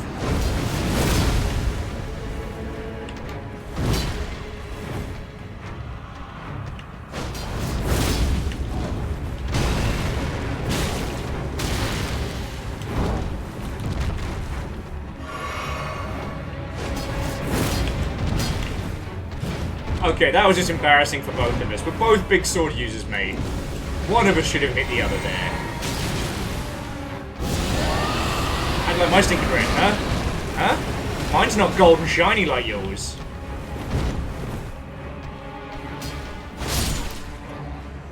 First time, every time! Omen Killer Rolo. Ooh.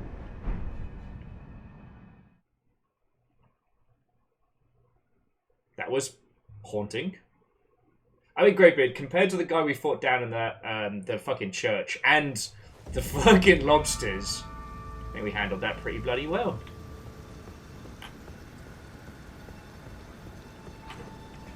And so I guess this is where we get our other rune attuned, right?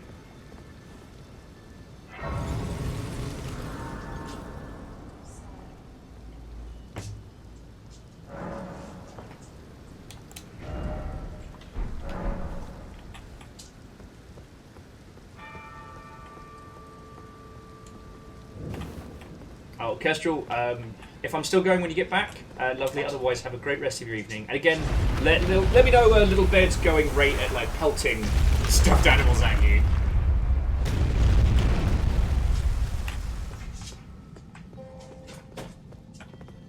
Baby boy. You are going to knock that off. I know, it's very hard being Amos. It's very, very hard.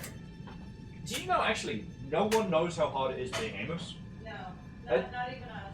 No, not even us. Studies have shown no one knows how hard it is being Amos. So this is why I could never have a child. I love the baby boy with my whole heart, but I rip the piss out of him. I know he does. What the fuck was that? Okay, it's just a little bit of inky darkness just falling from the sky. Don't even worry about it.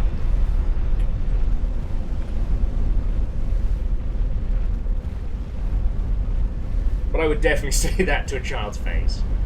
And I'm not well versed in the raising of children, but I've been told that they don't like that.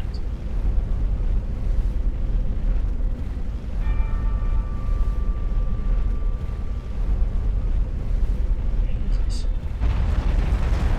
What the fuck is this place? Why is there always a blood stain?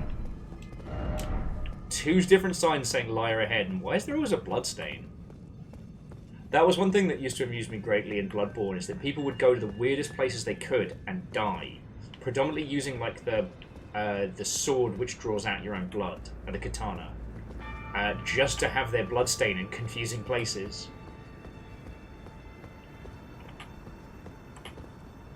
Wait, so Garrett, kids don't like a lot of things?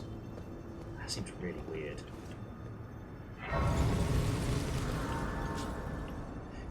It is strange how all of these look like they're going to be boss arenas, and we just totter on up and I'm like, oh, what you got for me? Okay. Restore the power of the Great Room. Alright. Oh, yes! Hindle, I completely forgot about that. Hindle was saying that people did it back in the old Dark Souls 1 days using the dung pie.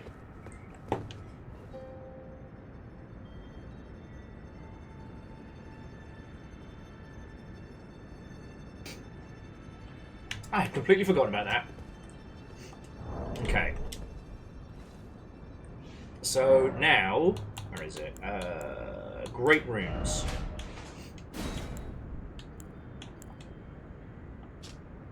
The Great Rune of the Shardbearer Morrigan. This blessing greatly reduces maximum HP. This Great Rune is the anchor ring that houses the base and proves two things: that the Omen King was born of a golden lineage, and that he was indeed the Lord of Lendel. This one, however, makes me punch things harder, so... Ooh, toughy choice there. Do I want to put more points into vitality and healing, or do I want to hit things harder? Does anyone want to have a guess at what Will's choosing?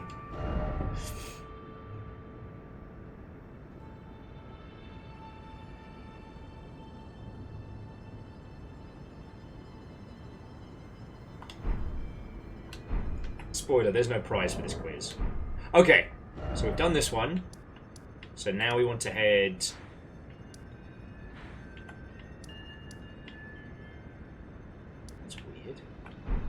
Maybe we should walk back across the bridge. It looks like we missed a whole...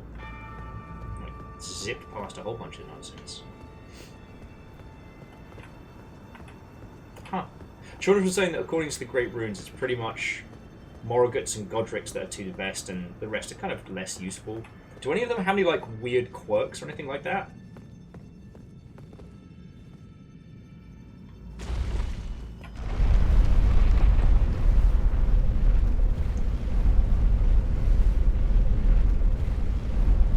Hindle, points and strength are never wasted. Even once you go past kind of like the soft cap, it's still a flex. Strength and gains.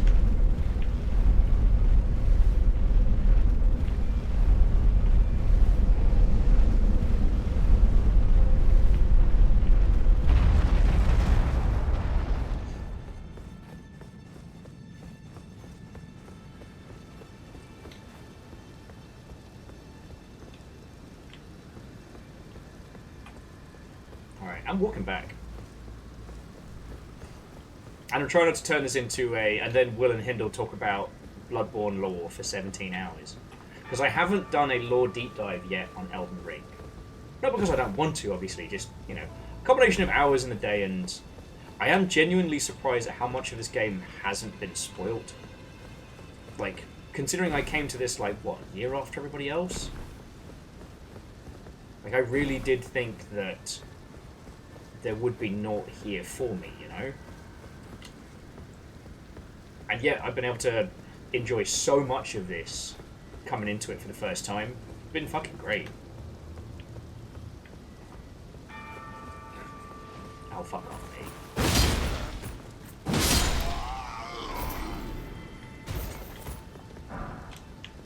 Oh, yeah, no, I mean, Hindle, we were both there. The amount of stuff that you all knew that I didn't know was impressive, because I considered myself pretty learned. The TLDR is that somebody that I despise with every fibre of my being, one of the few people I'd say I truly hate, once spent, a good couple of hours ripping the piss out of Bloodborne. And it never sat right with me, so it was one of those games that I came back to. I guess because if Bloodborne had been a piece of shit game, I would have found something to love about it. I would have worked my ass off. I would have made Bloodborne my entire ass personality. Did I miss something on the elevator?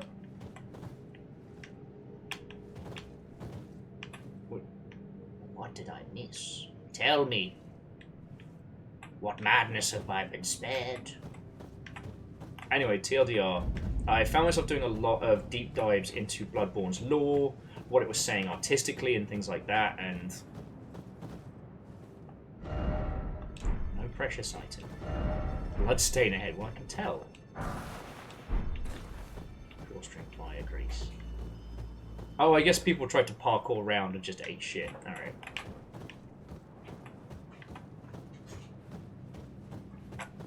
Oh, so cold ankles. I mean, I'll have a sit at the Sphere of Grace, but it was more about the case of I went on a big old deep dive for Bloodborne lore, because again, even before I realized the guy was a piece of shit, his deconstruction of it was so surface level and so there, right?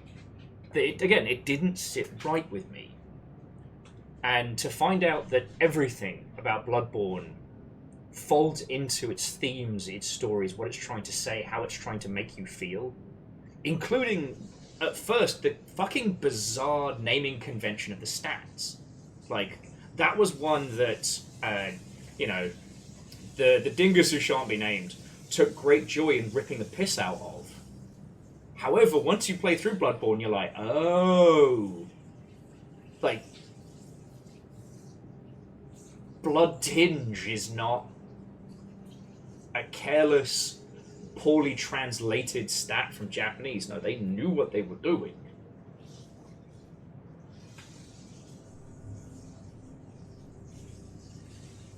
And may the gods protect us from the mediocre opinions of white men. So Garrett was saying, reminds of a soul, tried to compare the operators from Warframe and Guardians, and... Now, see, I often say that Bloodborne is one of the, air quotes, perfect games. Now, that doesn't mean that it's for everybody, and it doesn't mean that it is everybody's tastes, but the reason I say that is that everything about it is in service of a feeling, an idea, a theme. Everything, UI, music, sound, gameplay, violence, everything is designed to make you feel a certain way. Much like, Transistor and...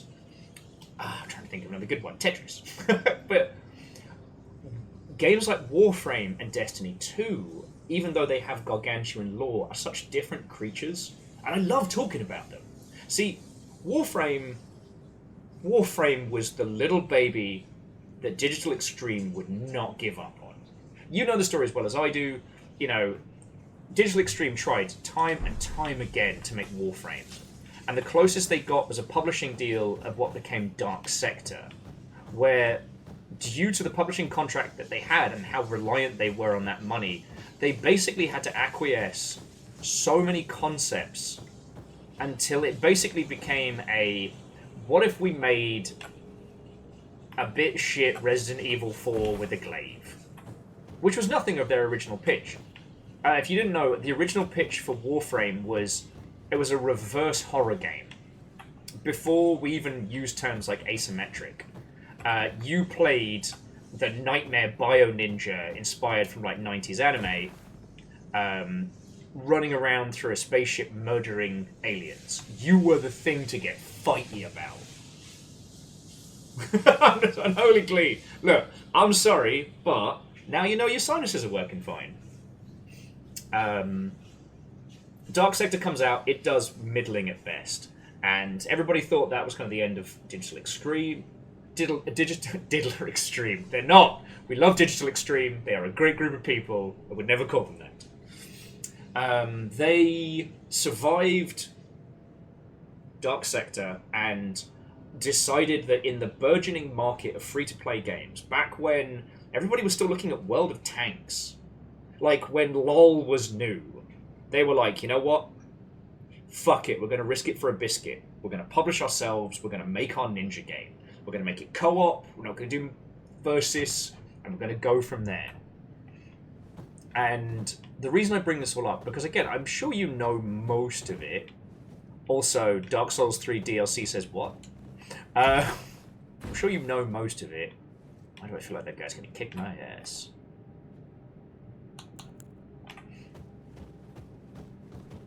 He's got angry gnome stands. Oh, it's because he's got a mate up there ready for ambush. Oh, fuck! The dude was too small to backstab, so I just splatted him. Alright, come on, Dingus. Okay, that attack did hurt, but...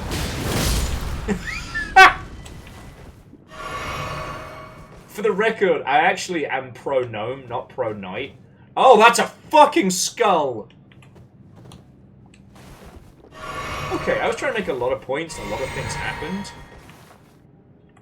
That's a fucking skull. Oh shit, we're in trouble. I love the fact that we couldn't backstab them because they're too small. Okay, before I get too off on the giggles on splatting gnomes left, right, and centre. Again, pro-gnome.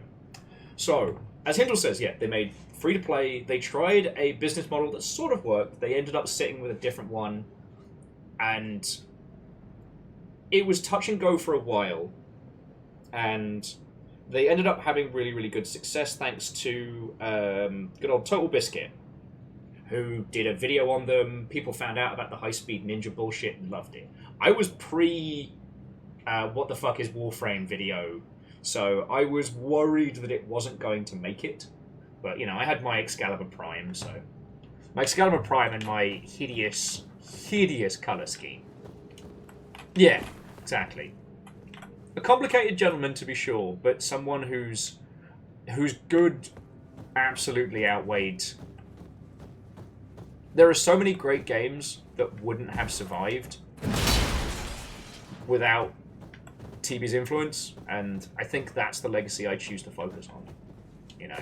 Anyway, but what this meant was that Warframe didn't have a lot of time to really like lock down a lore, lock down a feeling. So they had to evolve that. Now, obviously, they had concepts and ideas. Who are they? The first enemies you face in Warframe.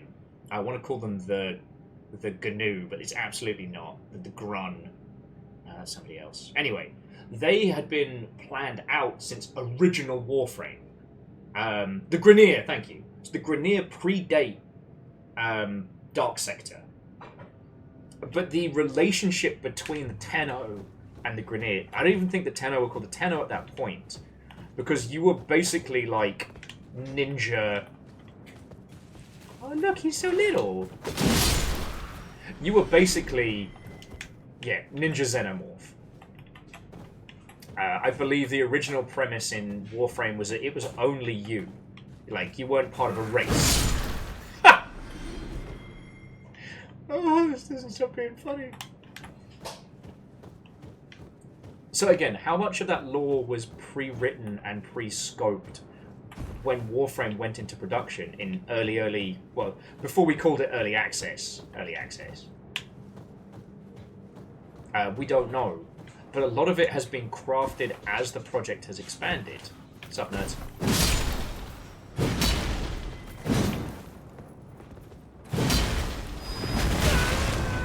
Okay, firstly, ow. Secondly, Hadouken!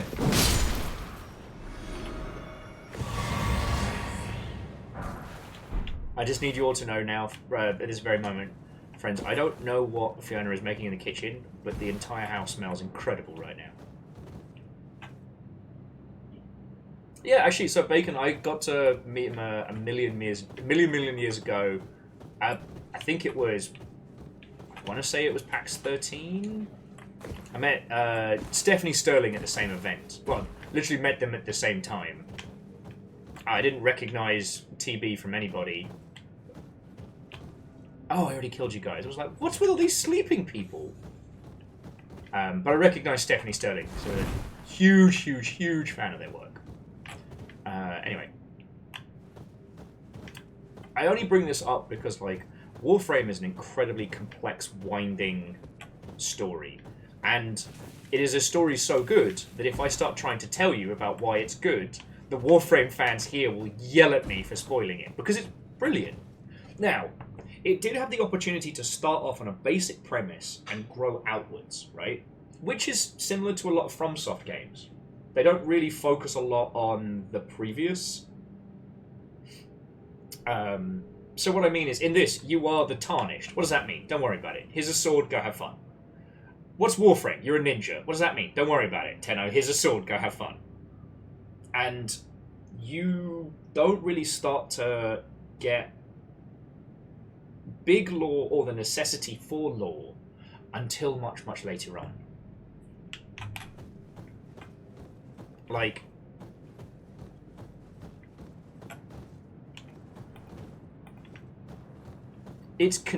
Warframe and a lot of FromSoft games are content to let you be in the space before you have to understand the nonsense. I don't know, I've tried quite a few games across this Steam sale. Oh, and bear in mind, friends, you have a few hours left on the Steam sale, just in case there's anything you want to grab. Oh, actually, I will take recommendations for games that surprised you for how good they were on the Steam Deck. For obvious reasons. Oh, yeah, no, so Garrett, Warframe story does take about as long as Final Fantasy XIV. So it's not a small undertaking. But, sorry, the reason I bring that up is because I've been playing a lot of games and I've been reminded about how much I just detest being given a big old farty exposition dump at the beginning. It was the 13th age of the 4th age of Skip. To get through this segment, you will need to mine unobtainium. Unobtainium comes from a meteor. The meteor comes from a worm. The worm comes from a... I don't care. I know. Point, make, number, go up thing. You have not earned the right to do an exposition dump yet. You know, Dune gets to do that because it's Dune. Alright? Pretty flower. But yeah, so the reason I bring it up is because I've suffered through quite a few exposition dumps over the last couple of weeks, and I'm reminded of how much I detest them. But yeah.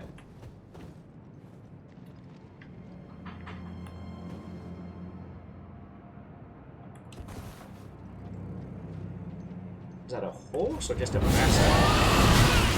Oh, fuck. I haven't fought one of these guys in ages. Can I summon my horse? I can. Well, I think I'll be at a disadvantage here. Go on, jump for me. Come on.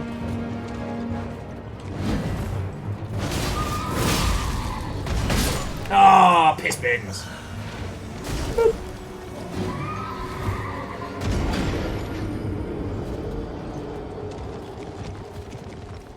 Yes, I mean, Edwin Warframe's core gameplay loop is really, really good. Much like with Final Fantasy XIV and with Destiny, that if you do want people to experience the story, they're gonna have fun until they get to that point. You know, if I recommend to you, hey, yo, you've got to try, I don't know. I always talk about 19.4. I love 19.4.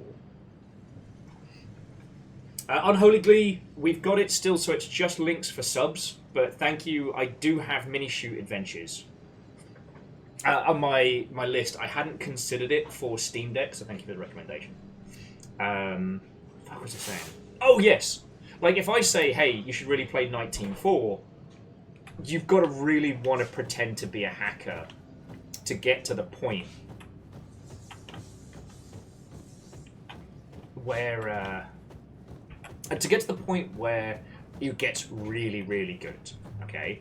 But if I say, like, you should play Warframe, the story slaps, yeah, it's 100 hours until the big moment happens, right? But that's 100 hours of ninja flipping cool shit as a bio-awesome ninja in space. Exactly. Guinea Pigs are big Warframe fans, I don't know if I mentioned this. Oh, fuck off! Goddamn fighty Oompa Loompas getting all up in my shit today. Oh, Kestrel, welcome back.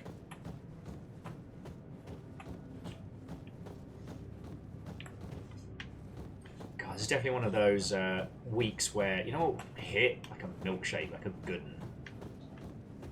Oh my god, I haven't been to Beth's in ages. Get Beth's milkshake. But anyway, sorry, jumping back. And yeah, no, wondering, the newest one, I've been referring to it as like Warframe 99, but I forget what it's actually called.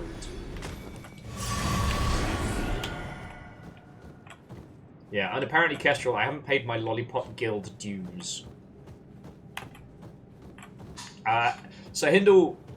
Oh, actually, so wondering, if you want some actual summonable help, let us know, because Hindle is about... I've been having real trouble today summoning people to come help. It keeps giving me the incompatible version error, so I'm not risking it at the moment. Oompa Loompa Doobity Doo, we've got another ambush for you. Oompa Loompa Doobity Doo. Ah, I can't rhyme for shit. It's fine. I never made Oompa Loompa status.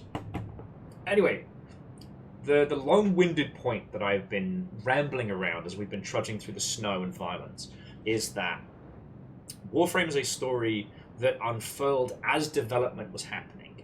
Same with Destiny. Destiny's development cycle has been so fraught and so troubled. Like, they made the story they could with the pieces they had. You know, they've survived being under Activision, they've survived being under Sony, you know. Hell, you know, they got out from under Microsoft. They've had to go through a lot of corporate nonsense. And you can't completely divorce how games are made from, like, the story you get to tell. Fucking watchkins. You know what I mean? From Software basically got a golden ticket with Bloodborne.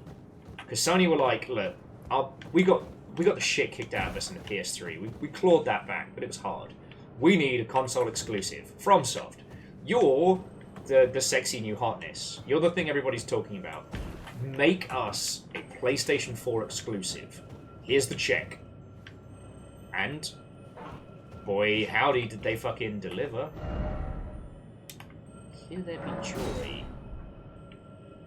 Why does that worry me? Oompa Loompa Doobity Doo, we're gonna kill an umpty. I feel even the Welsh guy didn't put as much effort into the second round. Hang on. He's gonna give me more potions. Man, they make them. They sure do build these guys sturdier.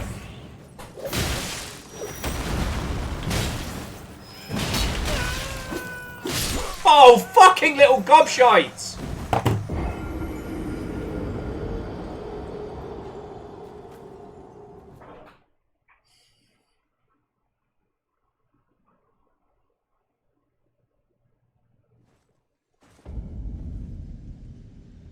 Call me the Great Glass Elevator, because what I'm about to do to these Oompa Loompas should be considered horrific and extreme, and no one will remember. Oh, my word. Okay. So yeah, I wanted to talk about the difference between like a constructed narrative and an evolving narrative. This is usually... It smells so good. Thank you. I got tiny tacos. I got tiny tacos. Multi-stage. Oh, thank you. I would love salsa. Thank you. Where should we sit? Because I'm going to have some food and chat with you lot. Where should we sit in the world? Because we can come straight back here. Hey, Falcon Watto, and welcome. Where's a happy place to hang out? So Falcon, I have tacos. And we're talking about the difference between, like, constructed narrative and, like, evolving narrative. Sorry. Kestrel said, I have a message from Little Bear before she went to bed. Contact my agent, for they went to bed. Yeah, I'll put in the call. I have my people call their people. Thank you. I have tacos and Elden Ring. How's that for a day? So, Falcon, welcome. It is lovely to see you, friend. To my lot, please, please, please, if you're not following Falcon, please do. They are actually good at video games. Take it for a second. I am telling you, they are good at video games. And they are definitely worth your time for a follow, friends. To Hung-Oona?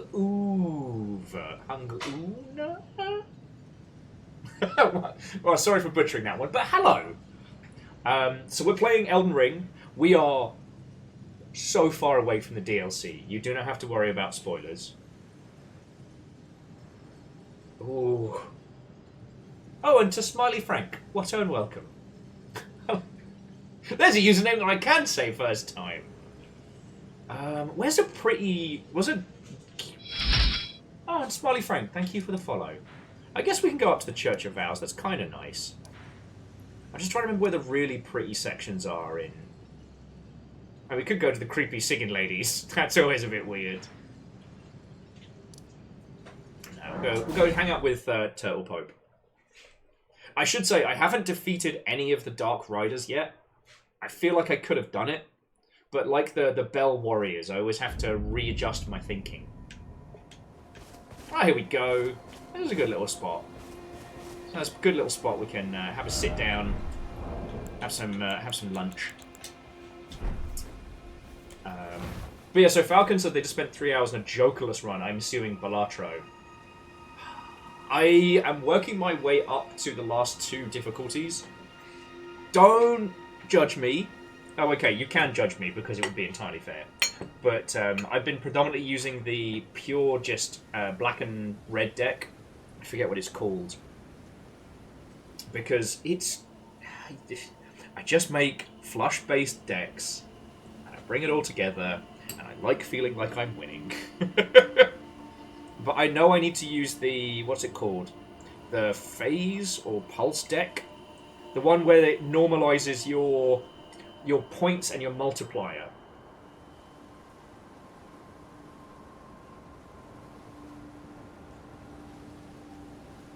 So that's the one I need to work on. But I've been really enjoying it. Also, some of the mods you can get are brilliant. The one that cracked me up was for Pride Month. You could get a mod. Well, it's still out there.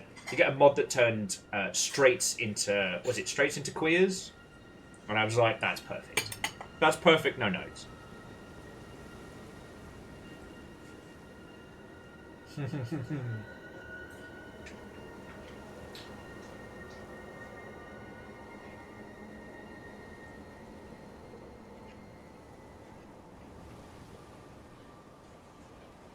Okay.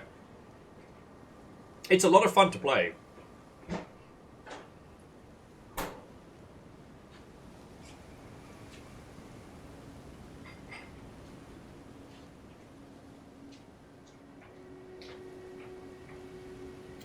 Anyway, Falcon, I hope you're doing good, friend. The thing I was talking about before we came in was just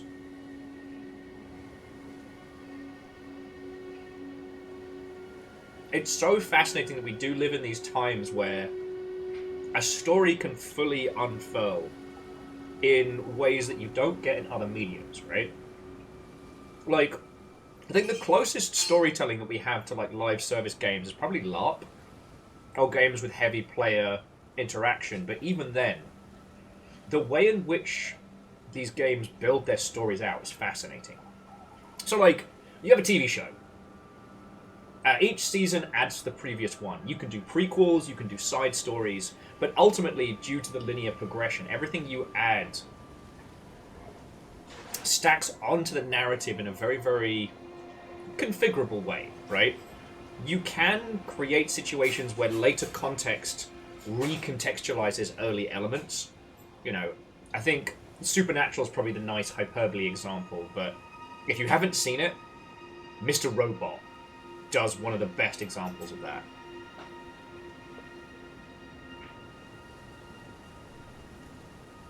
Oh, and Falcon. Oh, I'm glad your AC is doing well. We had a slight heat hiccup earlier today, but we're doing much better. And yeah, glad you're surviving the hunt, friend.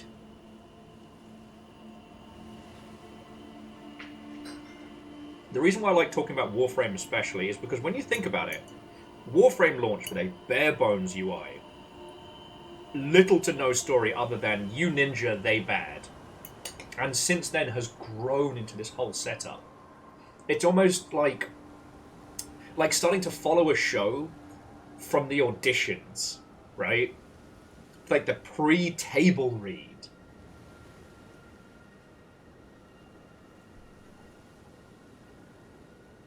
That's why I get so over-fucking excited when we're talking about video games all the time. Because this might shock you, but I really like video games. Probably should have warned you before I was going to say that. My favourite joke. Should have warned you before I told you I like video games. Now, Destiny, I think, is an interesting one to discuss because Destiny has had these arcing ideas that, due to both business and technology, they've had to curtail, right? You know, there was one draft of Destiny's original story where the Traveler is the villain, right? That you find out that you and the other humans have basically been working for the great fucking evil orb of Sauron. You know, the orb that makes you immortal and gives you your powers is actually the fucking baddie. Yeah, I know, Hindle. That's what I like. I like making brave statements on the internet, like, video games are a bit good. And I quite like them. Amos has left in a huff because he is not getting tacos.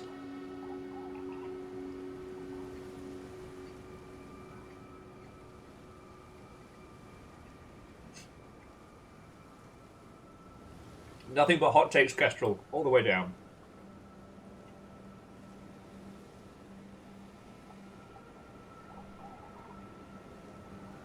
But what was very interesting was that Bungie initially had a very clear vision of what they wanted to do for Destiny. And a lot of things happened that changed that. Some technical, but some business. And in a few regards, story had to take a backseat to what they could deliver, what they could put in people's hands on day one. Unlike with Warframe, which could be an early access experience. You know, they had to still have a physical copy of a game from day one. And ever since then, they've been building that story outwards. And you can see sometimes where the narrative was starting to take a certain angle and then sharply changed. Again, sometimes because of business, sometimes because of story.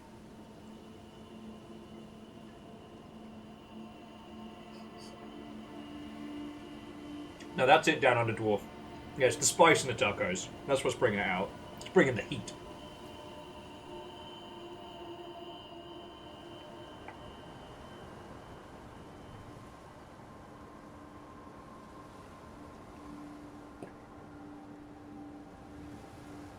Yeah, I understand, Fearless, and I'm not trying to bait you into saying anything, and I wouldn't, like... Yeah, there's a lot of elements at play. And these things drastically change how stories are told. Now, that's not necessarily unique to video games, right? Like, I'm sure every one of us can think of a movie that would have been way better if it had been a trilogy. Or a trilogy that would have been better if it was just one movie. I'm looking at you, The Hobbit. Don't get me wrong, I like the Hobbit movies, but... God... It felt like that one friend who insists on reading all the poems and all the songs when you're doing a Lord of the Rings read. Anyway, that's a controversial take. I'm dyslexic, alright? I skipped the poems, I'm sorry.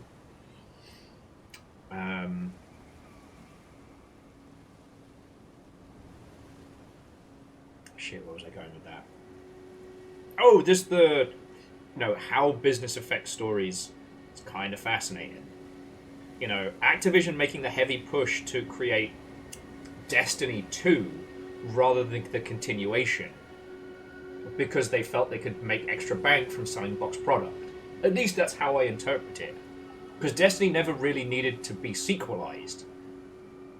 Aside from some legacy tech there. And not having to support older... older hardware.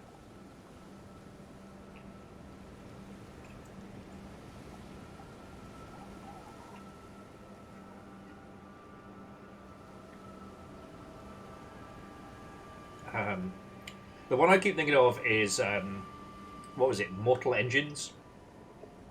I only watched that this year. I know Nick has very strong opinions on it. It's a bad movie, but it's one of its big crimes is how much brilliant world building is just chewed up and spat out and never given any time. It is a full, at least HBO miniseries condensed into a single, air quotes, action movie.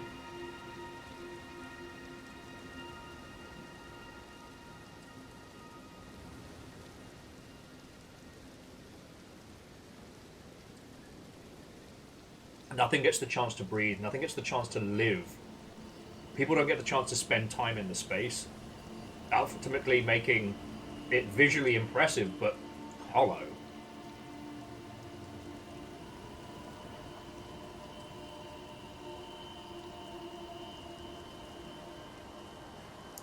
I mean, God.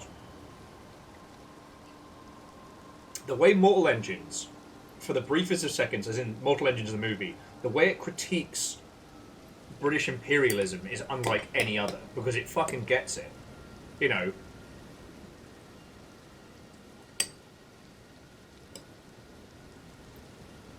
And God, they could have done so much with that. Oh, sorry. In Mortal Engines, if you haven't seen it, I'm going to spoil some of it, because it's not a good movie. And I won't feel guilty. But the TLDR, it's the concept of cities are basically like giant vehicles. And the largest and most scary of them all is London. A gigantic predatory beast that stalks smaller, villages and cities and consumes them for resources. Literally running them down on these gigantic planes. Now, the obvious iconography of the British lion and stuff like that is played a little too heavy on the nose, but that's not where it works. See,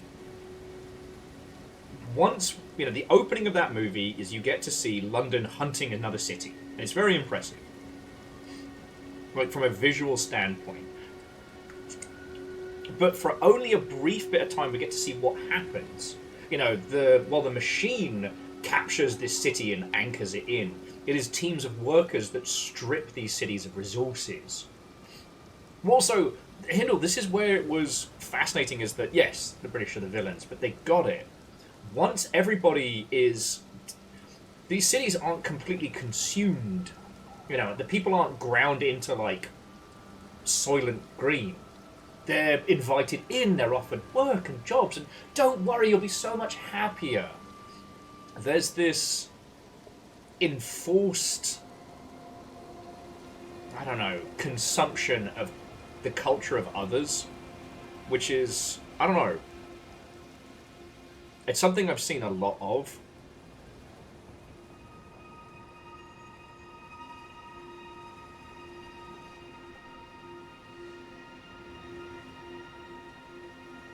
Also, the sky's pretty here. I have to wash my hands after this, though. No, back down your pot, mate. Back down your pot. We're not ready for you yet. Anyway, I'm always down to critique the villainies of British history. What was so intriguing about Mortal Engines is that for a brief snippet of a moment, they show this. They show how people are stripped of their identity by the British machine and then put to work, jolly good, pop pop. There's something about it, and I guess I'm still struggling to articulate it. It was so well done, but I'm still thinking about it now. But that lasts for only a few seconds, and then Mr. McVillain, who's clearly not the villain, just immediately starts doing villainy things because of reasons. Also, there's a zombie assassin. Basically like a reworking of the murder snail.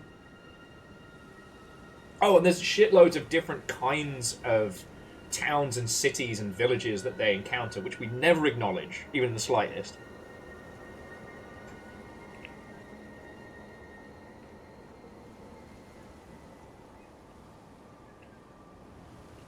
Like, don't get me wrong. A piece of media does not owe us an explanation for everything, but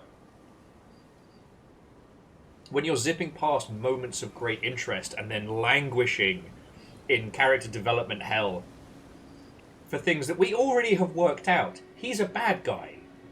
He's bad.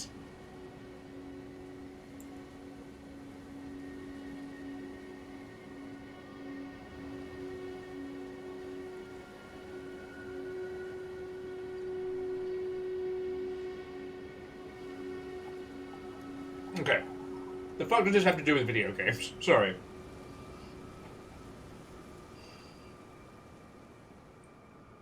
The idea... Oh, yeah, no. So sorry. Jumping back. So Garrett was just saying Hugo chewed through the scenery. Hugo Weaving, as in Mr. Anderson, got to play the villain in that one. And he's clearly having the time of his life. Like, it very much feels like he knows he's got the gig, and so he's just going to have fun. And I always respect that. But I feel like he didn't get to do more with it.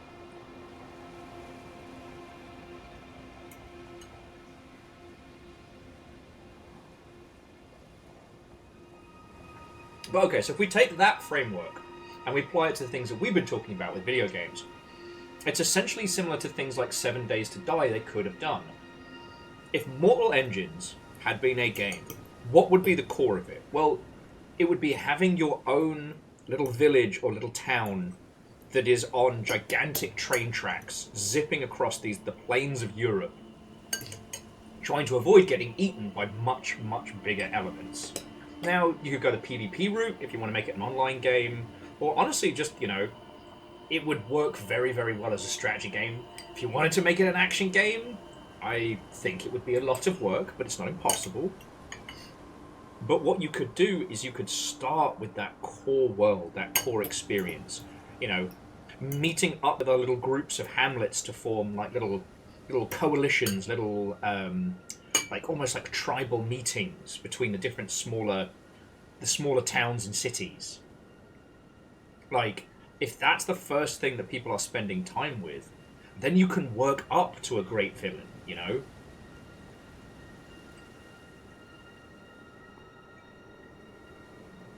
You can't open... Well, I was about to make a terrible comparison there, so I'm just going to shush my gob. It was a bad example.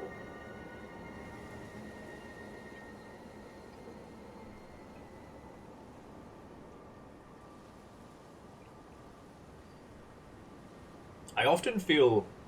Oh, okay, I don't often feel jealousy when it comes to creative work and otherwise, because, everyone's creative process is different. We all have our journeys.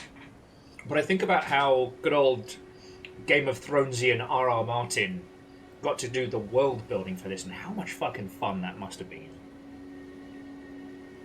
You don't have to have a POV character. That's the player. And they can't say anything.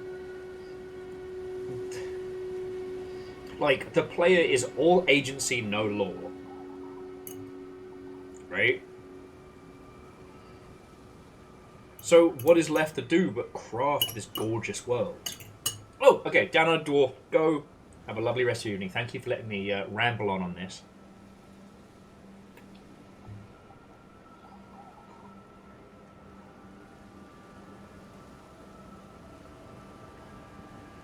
God, that must have been fun to make the tales of this, you know?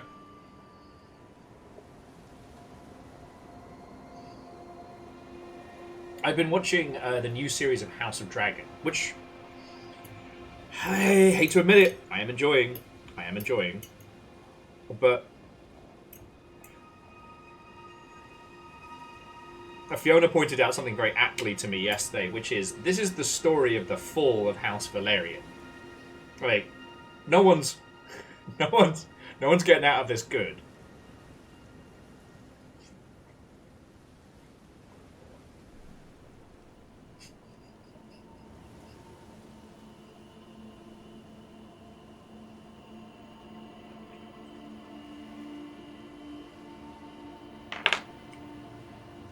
Terribly sorry, friends. I'm gasping for some water. Give me 2 seconds. I can't even mute the mic because I'm covered in tacos. Are there any more of the lovely tiny tortillas? Because I've got enough meat for a couple more and I'm still loving it.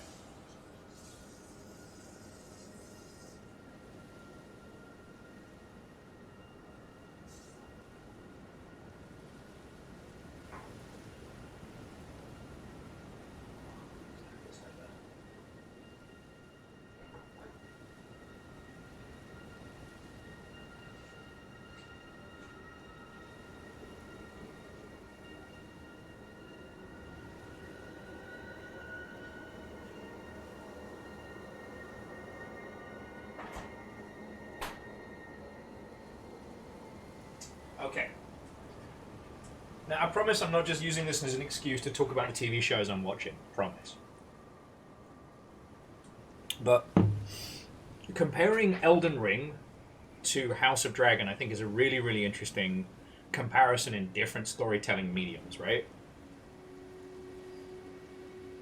And yes, Hindu, it is an interesting challenge. How do you write a story when the viewer knows the ending? And I guess, in a certain regard,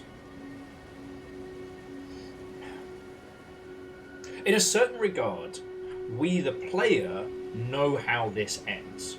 We don't know the specifics. We don't know, like, whose time will come and who will be the true champion of the Elden Ring or what have you. But we know, as the player, it'll be our agency. It will come down to a grand battle.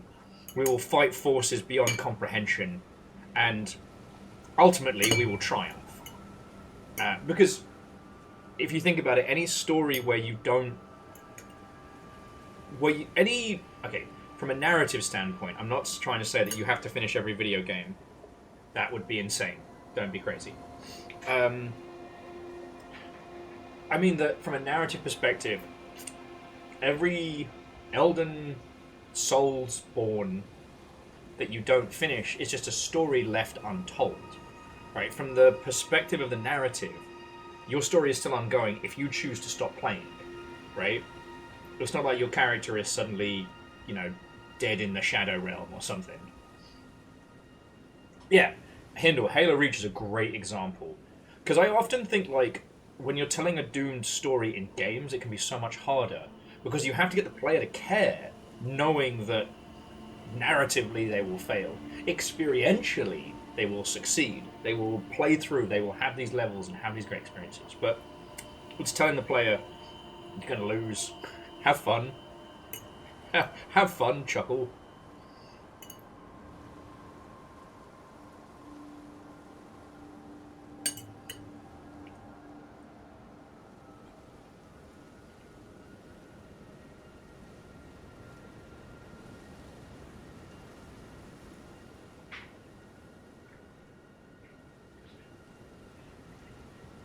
With Elden Ring, it does feel like there are clearly multiple forces at play.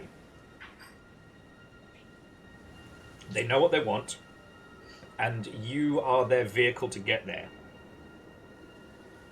With Bloodborne, it was quite fun because, like, it's never... You're kind of trapped.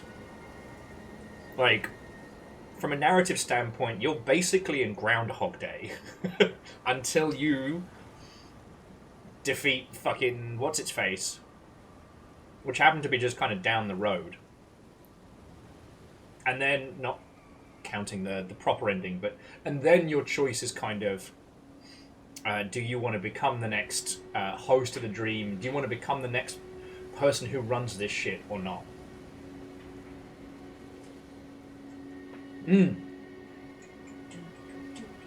What are you on the hunt for?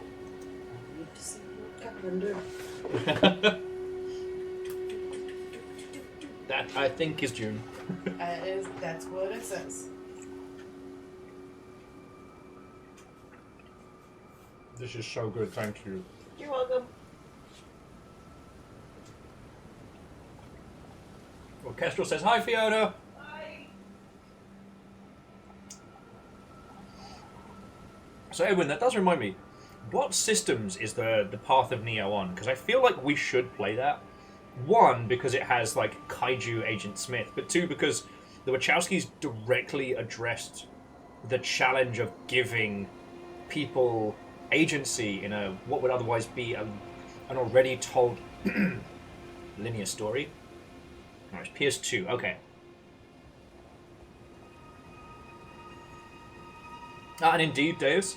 Sorry, because Hindle was saying in Dark Souls 1, the only way your character ends is when you stop playing, otherwise they're cursed to be in it forever.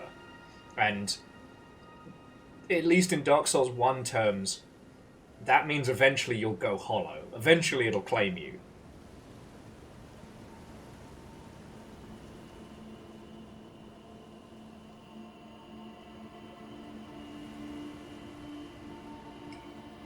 But you know that.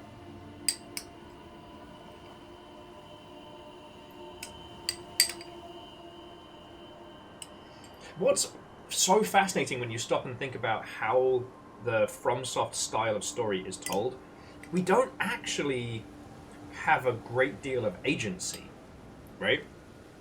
Like, we have fighty agency. We get to punch whatever we want, however we want. But we couldn't start our own faction. We can't break from the story laid before us. And that's fine, as isn't a critique by any means. It's just, narratively, there are so few moving parts, but they're also cleverly obfuscated. Right? Okay, Chaunerus, go get the good sleep, friend. As always, lovely hanging out. And to be continued. I want to finish my last taco, fight some fucking guys in the mist. Those little fucking munchkins owe me my souls back. And then see where that adventure takes us. What did I talk about? Oh, yes.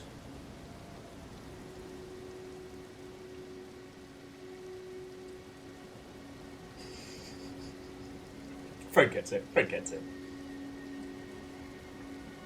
And yeah, Fred, you wouldn't know anything about non-standard storytelling and, you know, giving the illusion of choice and agency.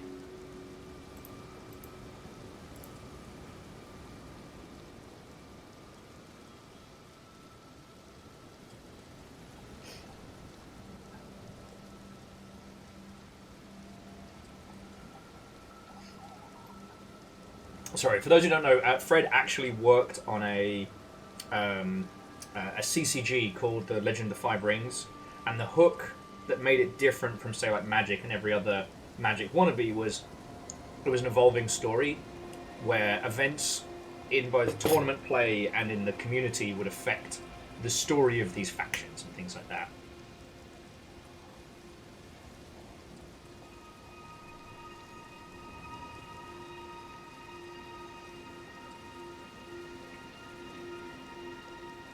Kestrel just said that's what fan fiction is for.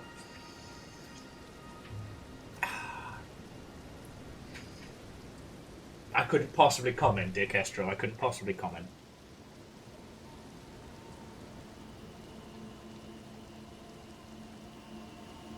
I mean, I guess one of the big things that separates our style of storytelling from other mediums is that in some way, shape, or form, assuming the game isn't fucking trash terrible, our player affects the story. We are made to feel like we are progressing it, right? And again, I was talking about like the illusion of choice, in that it's okay to make a game where the player feels like they have made every choice. They feel like it is theirs. And honestly, they've done exactly what you laid out for them, right? It's also fine to make a game where anything can be fucked over by the player, and you can just let them at it. Was it Morrowind or Oblivion that would do that? If you kill this person, you have doomed this world on a path from which it cannot return.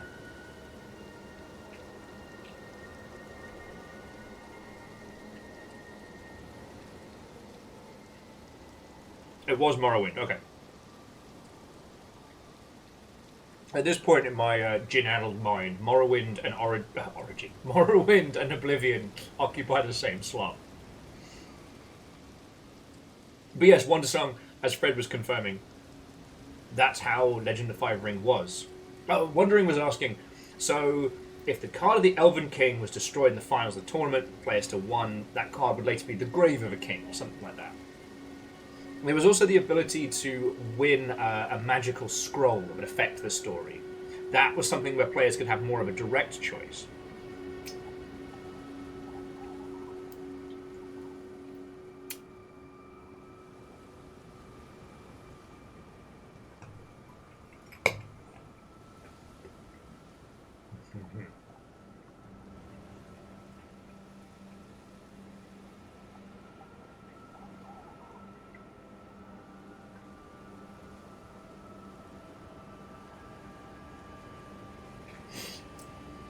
I couldn't say it because my mouth was full of tacos, which, by the way, was fucking glorious.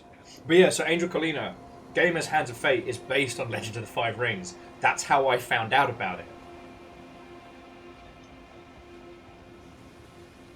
I didn't even... Okay. In fairness, I had seen Journey Quest. Which is why every now and then I still find myself going... Onward! But... yeah. Yeah, no, Angel Colina, you hit upon the good beats. You got it.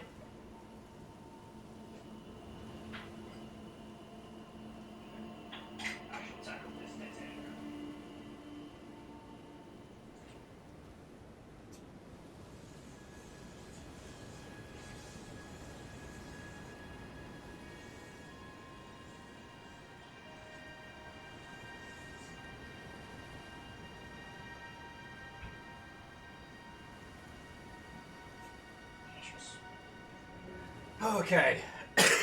Thank you all for waiting, by the way. I do really love talking about this topic. And let's see if I can do it whilst also smashing those, like, fucking terrible looking Oompa Loompas.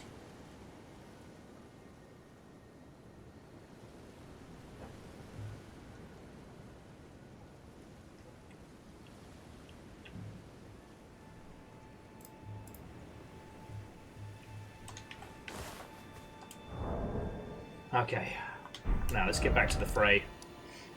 So, you know just how much fucking game there is to this. I actually gotta pay attention though. Make sure I don't get cheeky ambushed.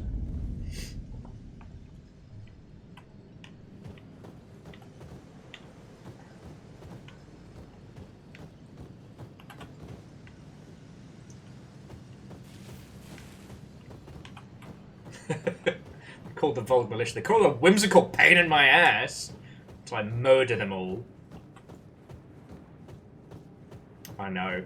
I'm trying to retrace my steps, Kestrel, from like the first time. Where I definitely succeeded hard. Yeah, come on. Come on.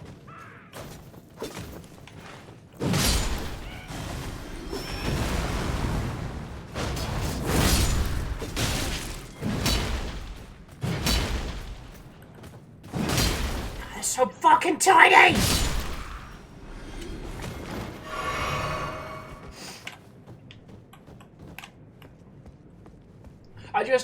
I think at this point I've said most of the things that I was aiming to say, like how, you know, the dingus comparing Warframe and Destiny.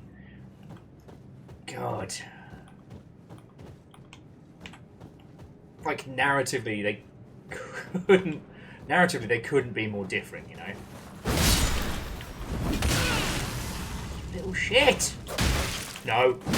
No. Your bloodborne ass shit out of here.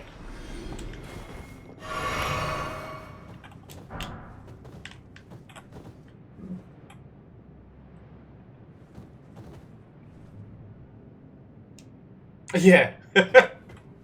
It feels weird because, as Fred was saying, we know some very, very famous people in our spaces. But like, yeah, in certain circles, Fred is very well known, and has definitely got the chance to work on some very, very unique things in terms of like storytelling in, you know, games and games adjacent medias and whatnot. Okay. Guess it's a little too tense for me to take too much of my focus off.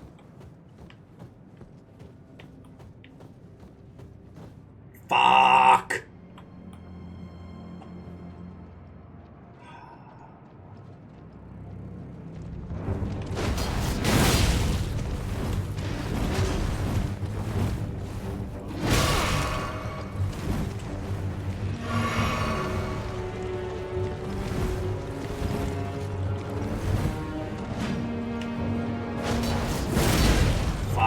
So badly.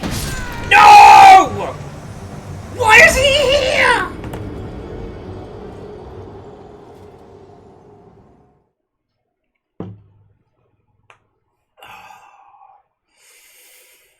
Well, I guess.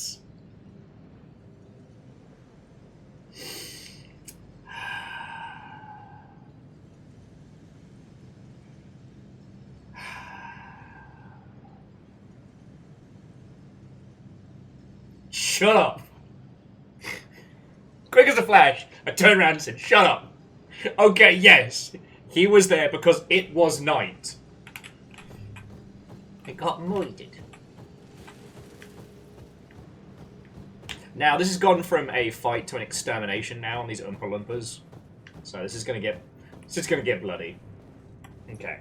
Sorry, the thing I was trying to just, like, cap off that previous conversation was that, one, the story of video games is never usually a thing written and then taken to market, right? It's not crafted like a script. And when it is, the way in which it... Oh, that was a turtle. The way in which it is told is fascinating. But it's affected by so many elements. Okay, Deus, when you say you own a bowl, like... on a scale of 1 to Lonely Island, like, what are we talking here?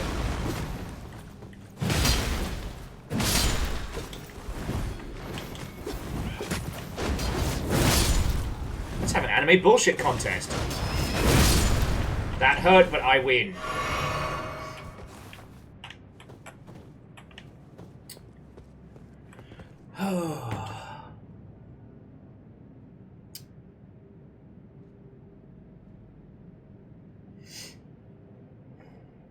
Oh, okay, I'm bringing it back to the original point. Is that ultimately a game can be any number of things. It doesn't have to have a story. That story doesn't have to be good.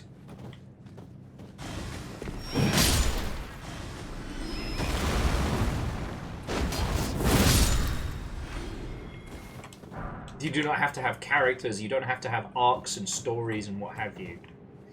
But when everything in the game is in service of a feeling and an experience, that's when I talk about perfect games. You know, Bloodborne's story is a little impenetrable unless you're really prepared to deep dive, but that's how Bloodborne's supposed to feel. You're supposed to feel lost. You're just a regular person. You had a bit of the fucking sniffles, so you're like, fuck it, I head down to Yharnam. Now you have creepy weird beast blood and you work for a lecherous old man in a wheelie chair. Not a wheelchair, a wheelie chair.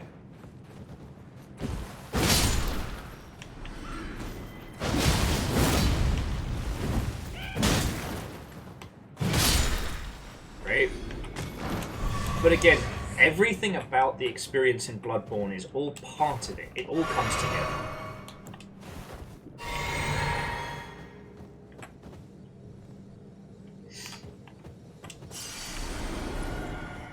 It's a powerful idea. You know, I often feel like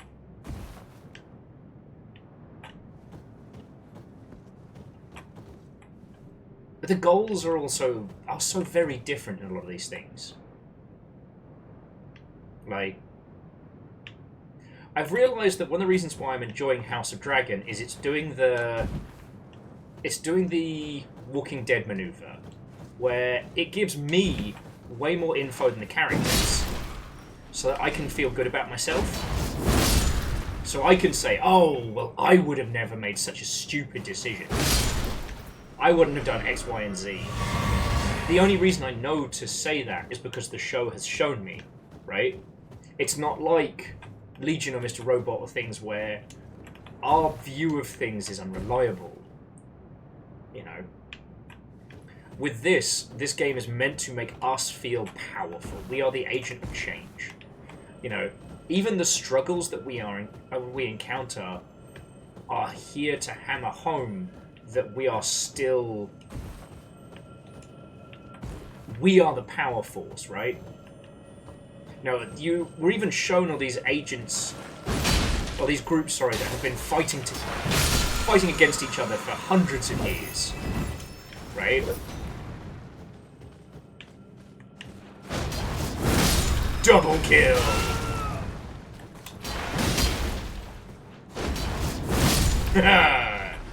Squishy. Like, we've been shown all these factions that have been at each other's throats, you know. We see characters we've come to know, like, die at the hands of a whole squad of assassins, yet we've fought them and continued, right? The feeling here, I don't know. I don't know all of Elden Ring's themes. I can't speak with, like, absolute authority at this point. You know that. But from what I feel is that, you know, we are the agent of change. Legend, I don't think so. Because we've still got 2 more assassination quests left.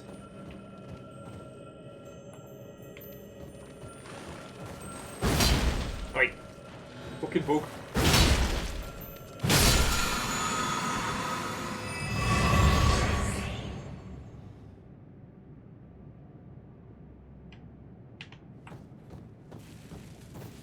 Yeah, being the agent of change is great and has no downsides. And you're right, Fred. We learned that from Hollow Knight.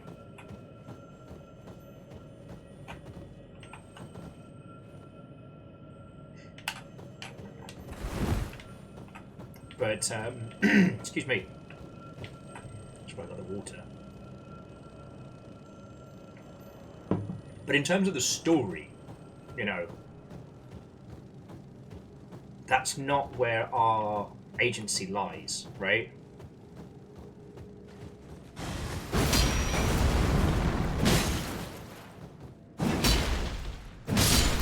And sorry, I guess what I'm trying to say is, in this could not be further from House of Dragon.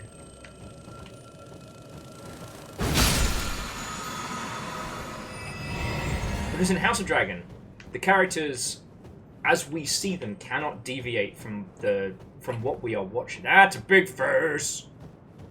That's a big verse. It's a big fucking scary verse.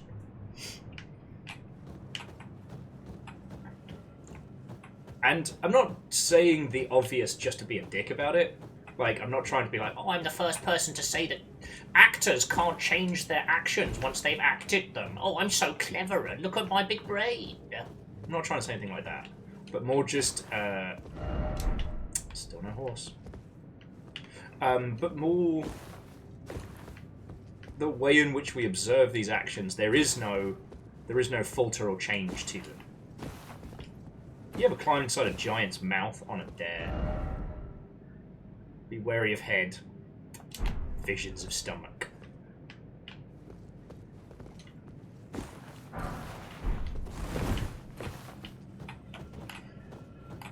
But in this, we have exactly the opposite. We have no knowledge of the major players other than small snippets. We have no real, like, understanding of where everybody else is taking us. But we have the control, we have the agency. I don't know. We're severely onto the Will's getting into arty-farty territory while thwapping things with a big sword. Is it because we started to talk about Bloodborne? Yes. Yes, it is.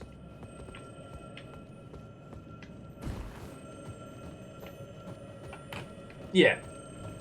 Let's get thwapping.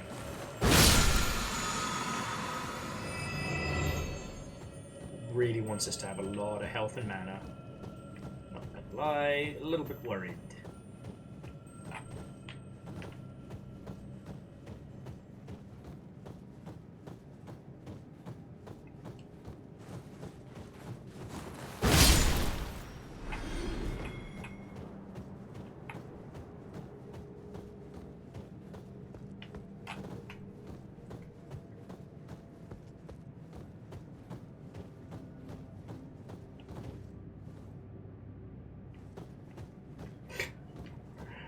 Oh, cool. It's gotten spoopy, and I'm allowed to summon things now.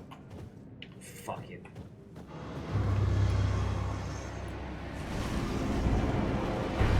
Piss!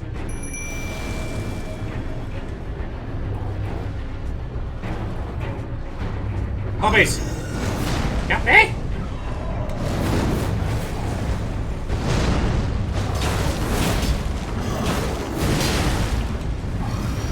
That hurt me in my everything. Cool. Fuck that.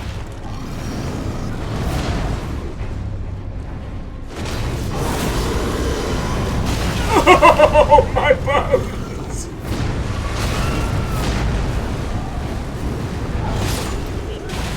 It broke all my bones! It broke every one of my bones.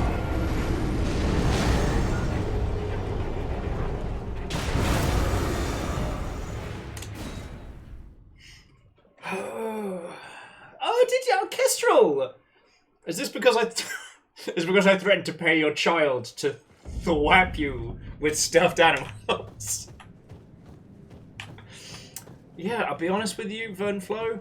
I don't think that I am particularly liked by that guy. Oh, him. Guess who didn't bring his make my puppies even stronger bullshit. Hey. Alright. Come on, Sir Mix-a-Lot.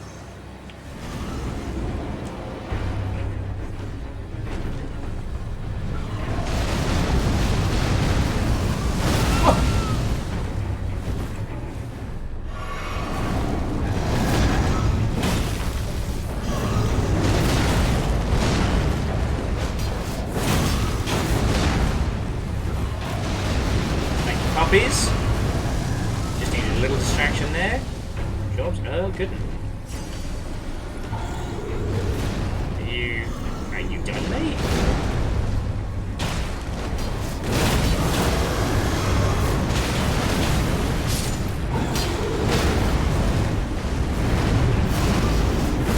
Fuck. Sensors online. Johnny! Ah!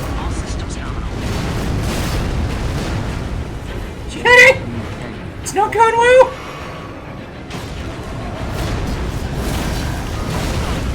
My bones!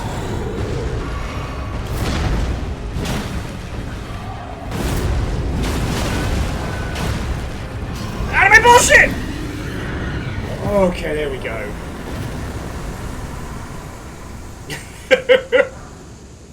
Ooh, Gargoyle's Black Blade and Black Axe.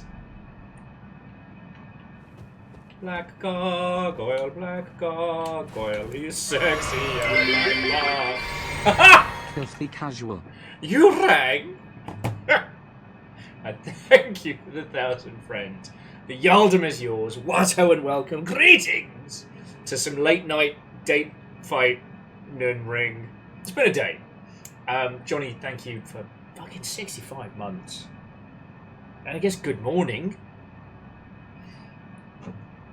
To those of you who just joined us today, has been a roller coaster.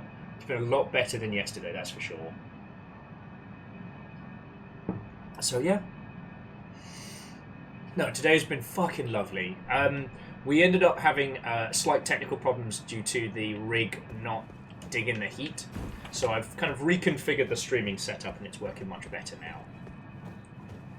But prior it was a little bit too tucked away.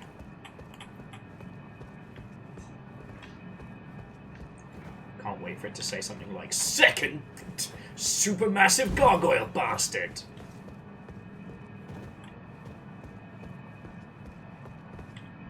You know, wondering, I actually kind of feel like, I don't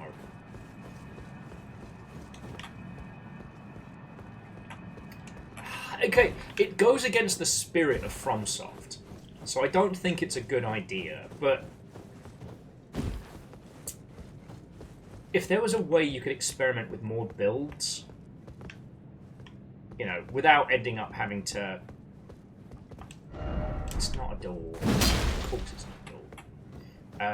If there was a way you could experiment with more builds before you get into the bulk of the game, I think that would be fascinating. God, what was it called? It's like Chaos Summoner or something. There was a Devil May Cry clone that came out 1,000 years ago, which was more about like having a summon companion and things like that. And it was interesting. But one of the things that I thought it did really well was not every game needs to have the Metroid intro, you know, where you have all your cool powers. Oh, and Hindle, well done. Where you have all your cool powers, and then you trip over the curb and then lose all of them and then have to find them again throughout the game, plus some new ones. But I felt this one worked because it had a combat system unlike any other, and it didn't have anything it was based on. I mean, like, it wasn't based off of an existing movie or a concept. You know, it was the concept of summoning bad guys to fight by your side. Verdant Flow, yes, I'm telling you that with math science with my people face.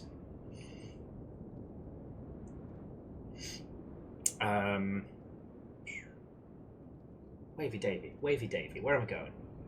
Oh, yes. So with that game, they did a really good job of the intro where you get all the cool kid powers for like 15 minutes. And then unfortunately lose them all because that's the nature of the beast. But, oh, okay. Just need to level up a little bit. Oh yes, and it's real easy to read the reactions to... so the Gargoyle's Black Axe. Bronze Axe, wielded by vigilant gargoyles. Such is the mark of those who serve... Malachiath, the Black Blade. Ooh. Guess that's who we're about to be going up against. Ooh. So, a weapon comprised of a saw blade attached to a long grip, brandished by the Vulgar Militia. Its serrated edge is very effective at inflicting blood loss. The saw is also said to be used to cut up bodies to feed the militia, though there are no first-hand witnesses to confirm that. Oh, good.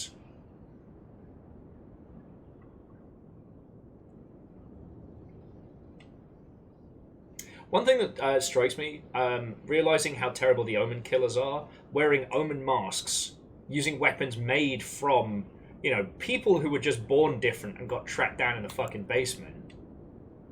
Yeah, those peeps are not okay.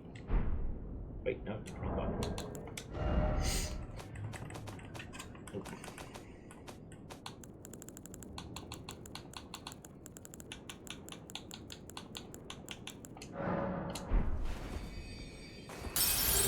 I know, dude.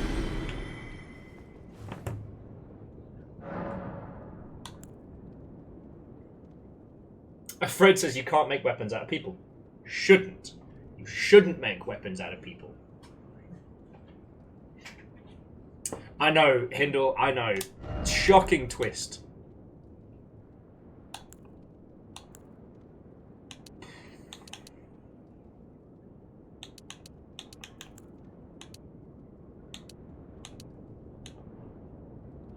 Alright, just a little bit in vigor, just so that it's slightly larger than the endurance bar. Because holy crap, anything weak to getting punched hard does not have a good time with us. Also, I've got to say, Big Roar, I'm sure it's great. It's not quite there.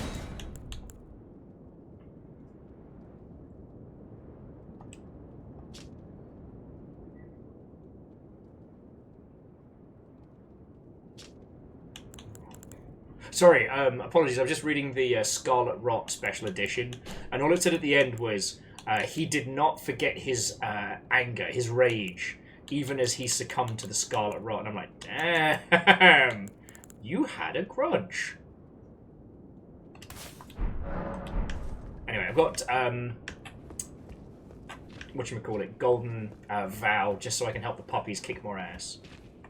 You, please, I can read them. You ever been too mad to die? Welcome to Elden Ring! Please, your fingers. Okay, but you make it weird every time. Turn back. Ahead lies the land of the giant's flame. And the way forth is forbidden. Hear me. The burning of the Erd tree is the first cardinal sin. Doing so will unbind destined death and slay the world itself. Who would dare put you up to such a task? Who would have me destroy it all? Certainly not the fingers. Well, funny you should ask. I'd like to introduce you to my current advisor, Okinawan Pineapple. What's that, Okinawan Pineapple? We are going to go forward. Cardinal Sills are nothing in the space of our might and dragon pyres. You're right! We are stronger than the Two Fingers. We could obliterate them with our giant people sword. Ha! You're so right, Tiny Pineapple. Oh, what did I ever do without you? Let's fucking kill him. This is my Mr. Flibbles. It's a cardinal sin. Well, a tiny talking pineapple that I have on my shoulder said it's fine, so get fucked. Yes, Vernflow. This was brought back to me from Pineapple Park, and it has been on my desk, and I treasure it. One day I will go myself. Honestly, friends, to have... Man. To have the funds to just be able to go, right, OG Longship, we're all going to Okinawa. Not right now, though. This is the middle of summer and we'd fucking die. Castro says, with a pineapple on one shoulder, what's on your other shoulder? Pizza. Oh. One side wants to kill, one side wants to eat. Pineapple's the one fruit that digests you back. It's the snack what bite back.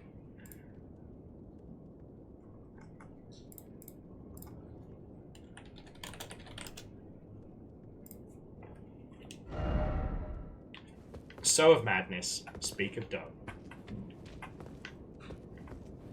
Anyway, we got a secret seal, so I don't give a fuck. I don't give a fuck. Let's go hang out with some giant people. No, Kestrel, it's entirely fine. The great thing about pineapples is that they are surprisingly understanding of those who understand their brilliance. Not a lot of people know that.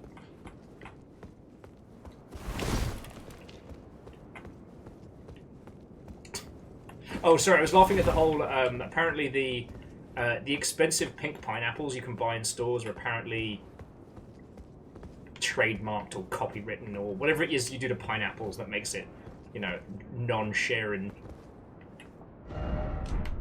Fire ahead. Hidden path ahead. Oh boy! Ah! Patented, I think, is the correct one. Which amuses me greatly because all you got to do is fucking propagate it. Yes. Anyway. Do-do-do-do-loo.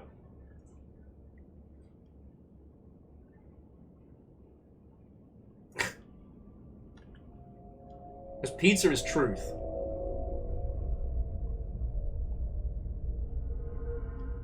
Oh. Hey, did they look that spooky last time we did this?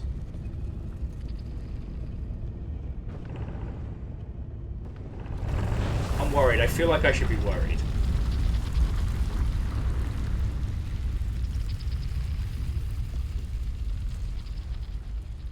Got like weird spider eyes.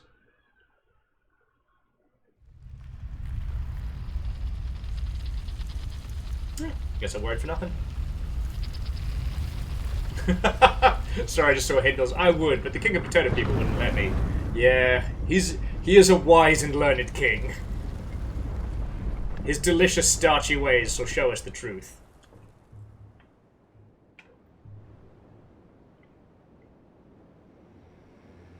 Oh wow, we're getting to the top of the tree here, friends.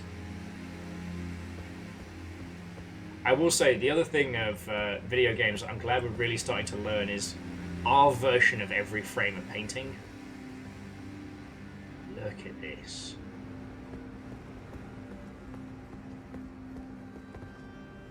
I feel like I'm reminded about that one fucking climb in Skyrim. Mountain tops of the giants. Every buffer of painting. Ah! I like it. Okay, so we've got a dingle bell over there. Some kind of fortification there. Oh man.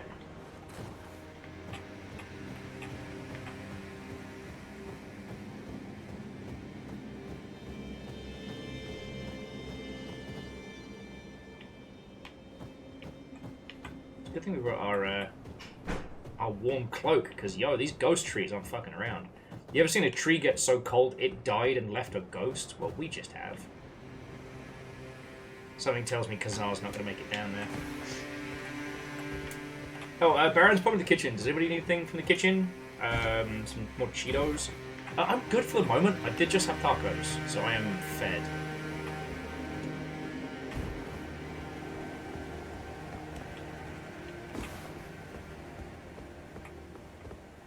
Is that a ghost deer? Did that ghost deer just die of natural causes? The fuck are we? I mean, I think I know the answer, but you know what I mean. I mean, yes, you're right, Kestrel. Free runes are free runes. Take a level where we can. Those are fire blossoms? I guess one of the few things that will be able to grow in this fucking hellscape. Well, at least we can get a bloody map. Map. Mountain tops of the Giants West.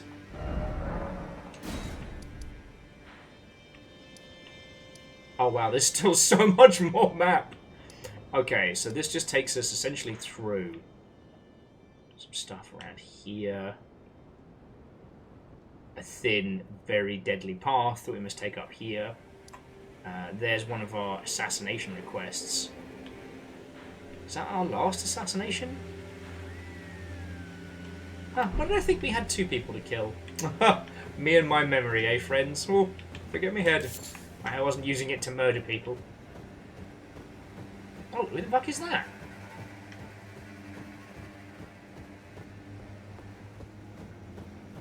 Wait, I thought you fucking died.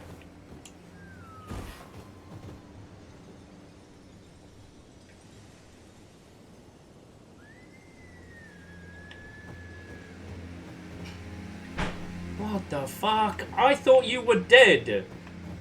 Finally, we meet the Tarnished, the would-be lord. The weeb who should be toasted. Why the long face? I fear that you were previously acquainted with this vessel. Well, that is most unfortunate. For he is dead. As for his flesh, he gave it to me. Shabriri. I hope you can make your peace with that. Shibari? You were about to sacrifice something precious.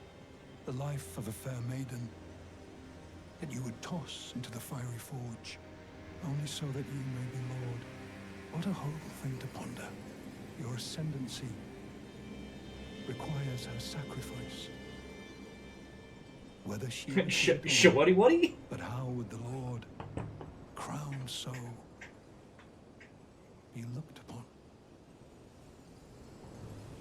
Chosen, tarnished, and would-be Lord, dare to tread the path of true rigor. Spare the poor girl. and singe your own flesh in her stead, if you are prepared to show resolve and attain lordship through righteous hardship, then heed the words of I, Shabriri. Shabruru? Who what now? Chosen, tarnished, and would-be lord. Yeah, legend, that's weird. What was it that Great Lady was looking for? Seek audience with the 3 fingers and the flame of frenzy. If you inherit the flame of frenzy, your flesh will serve as king. Oh! Can be spared. Oh! From the righteous path of lordship. So that's why some people might choose. Of the Lord of Chaos. Burn Okay. the Erd tree to the ground and incinerate all that divides and distinguishes. Ah, may chaos take the world. May chaos take the world. I'm sorry, what was that? Chosen, tarnished, descend into the depths, seek audience. Okay. I said I can't hear you. I said chaos. Chaos take. Never mind. Never mind. Okay, so Nanalia Watto, and welcome. Good evening. We're having a little bit of a trundle around Elden Ring. It has been a lovely day, but it has definitely been a roller coaster. Oh, let's see what Melina has to say about that. Snow picnic. There is something I'd like to say. Go for it. My purpose was given to me by my mother, but now I act of my own volition. I have set my heart upon the world that I would have, regardless of my mother's designs. I won't allow anyone to speak ill of that, not even you. Alright, I didn't say shit.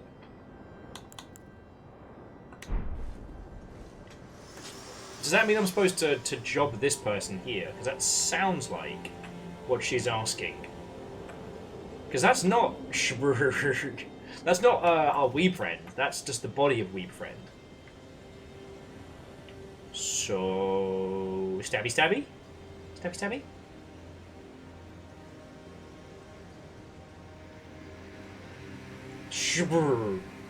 Yuri is dead. All that's left is Waddy Waddy. Chicago.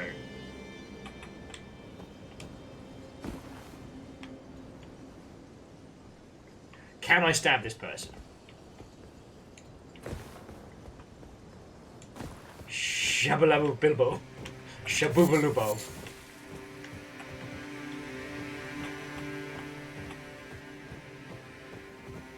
It was just the casual way that this person said, like, oh no, he's dead. Gave me his body.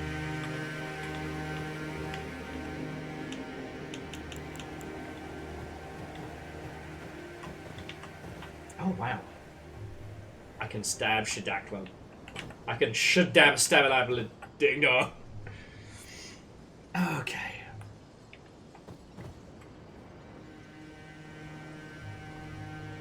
I'll give it a breath and a beat. They're friends. I might need to bring our adventures to a close. I know we're only hitting like 11, but that was a real yawn from me. That's the problem is, like, I'm trying to cut back on my drinking. So my body's like, oh, are we not about to have a huge influx of sugars? The fuck, body? I don't know. It's Hindle. We can do a stab. I was just waiting to see if Legend or anybody else. Plus, Nanalia just got here. Like, I'm not going to end stream right away. Might just explore this little area. Just trying to decide if I'm going to hit them with the rock breath.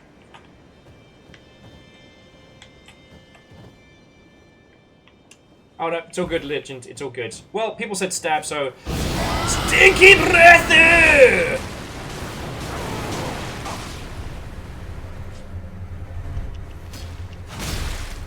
This I did not expect. But if you do not care for lordship,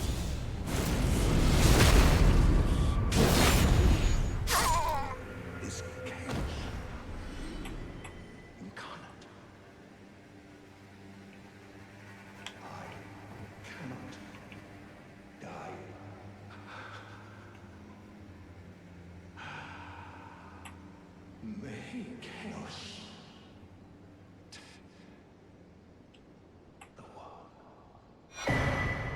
Okay, so we got the iron hat, Ronin's armor, Ronin's gauntlets, Ronin's greaves, Ronin's trapper keeper, Ronin's light collection of eyebrow pencils. Sup, birds? I just killed a guy. I'd say he asked for it because he was being weird. Alright, let's see if we can find the entrance here. I mean, he said Shiburururu cannot die. So, you know, I haven't really done a murder. Now, you wouldn't call like a, you know, a half marathon a marathon. A half murder is not a full murder. Still super weird those are fire blossoms.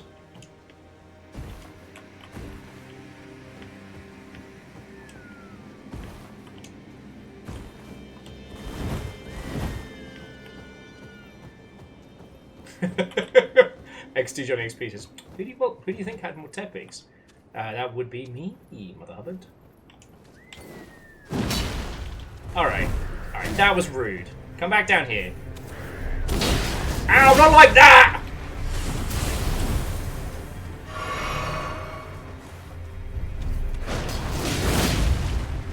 Anime bullshit! I've mastered anime bullshit! Oh, fuck.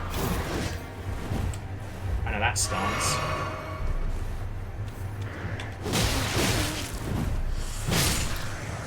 Jesus fucking Christ! The fuck was that? Like Timu Tia the dancer. Alright. Okay, maybe I need to stop running my mouth quite as much as I have been. Okay. But yeah. The guy that we made friends with unfortunately didn't make it. Like, we kind of saw him go out. You know what? Holy Glee, big... I don't know though, it's like... They have the dancers' movements. But you're right, they have that fucking... screamy...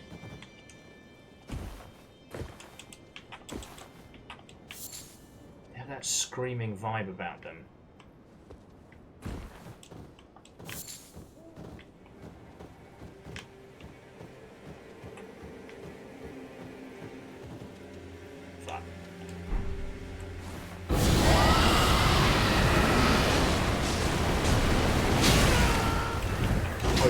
Rot actually does something to him. It doesn't, fuck!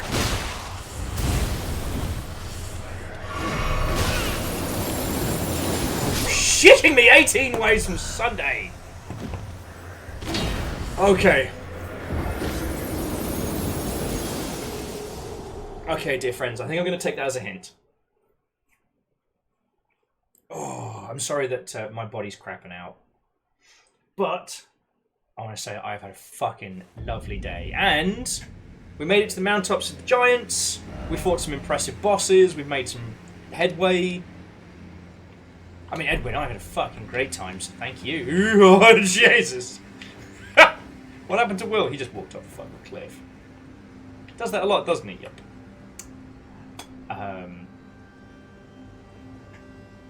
Oh, Nanalia, absolutely. And you've already got a sub, so you should be able to post it, no problem. Okay. So, earlier on today, we did have a technical hiccup. Shams! What and welcome.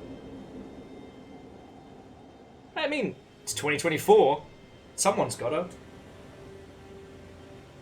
to. Yes, you know what? You're not wrong. That is on me. I requested it. They filled out that request form and returned it promptly, I might add.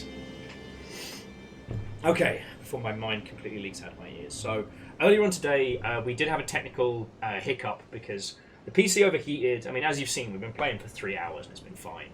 But unfortunately, it does mean that we lost the full credits from earlier. And I know Dustin donated monies. I know Deus donated some monies. I believe Verdant Flow as well. Like, I believe it was Verdant. But please, please, please correct me if I'm wrong. My point being, not only did you lot throw in bits and cash and donated subs? Like, the things that keep this thing afloat. You were also insanely generous. I mean, holy shit. Fearless Son with, as I said, what I'm calling an early birthday present, because that's the only way my brain can make it make sense. Like, holy fuck.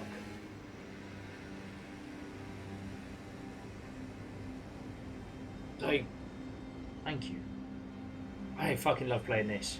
I love hanging out with all of you lot and combining it together. You'll let me eat tacos on a mountaintop and talk about the differences between, like, you know, stories that are written before the game and ones... I didn't donate any money. Okay, Verdenflow, you're entirely right. My mistakes. I'm so sorry. Thank you. This has been, as I said, it's been a roller coaster day. Yesterday was very hard, but I made it. I'm here. And today, you lot were so lovely. Thank you. Just thank you.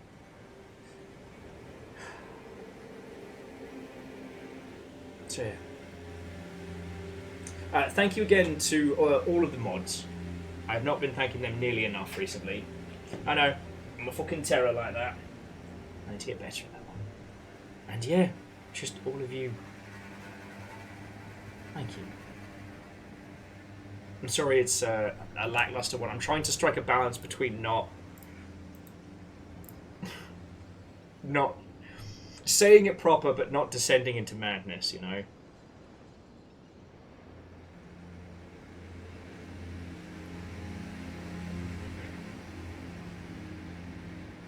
God, sorry, I know, apparently I'm also crashing at exactly the same time, so fucking Chauncy's.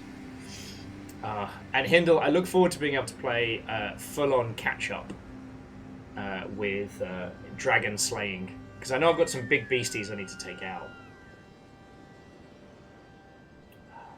That's for another day. Just, yeah, no, Nanalia, sorry to bring it to a close as you come on in, but just, it's been such a day. Thank you all for an exceptional, exceptional evening. I don't know if tomorrow is going to stay on schedule, so please, please, please keep an eye on the Discord. If it is on schedule, I'll be building the 7-Eleven Gundam, because tomorrow is 7-Eleven. Get it?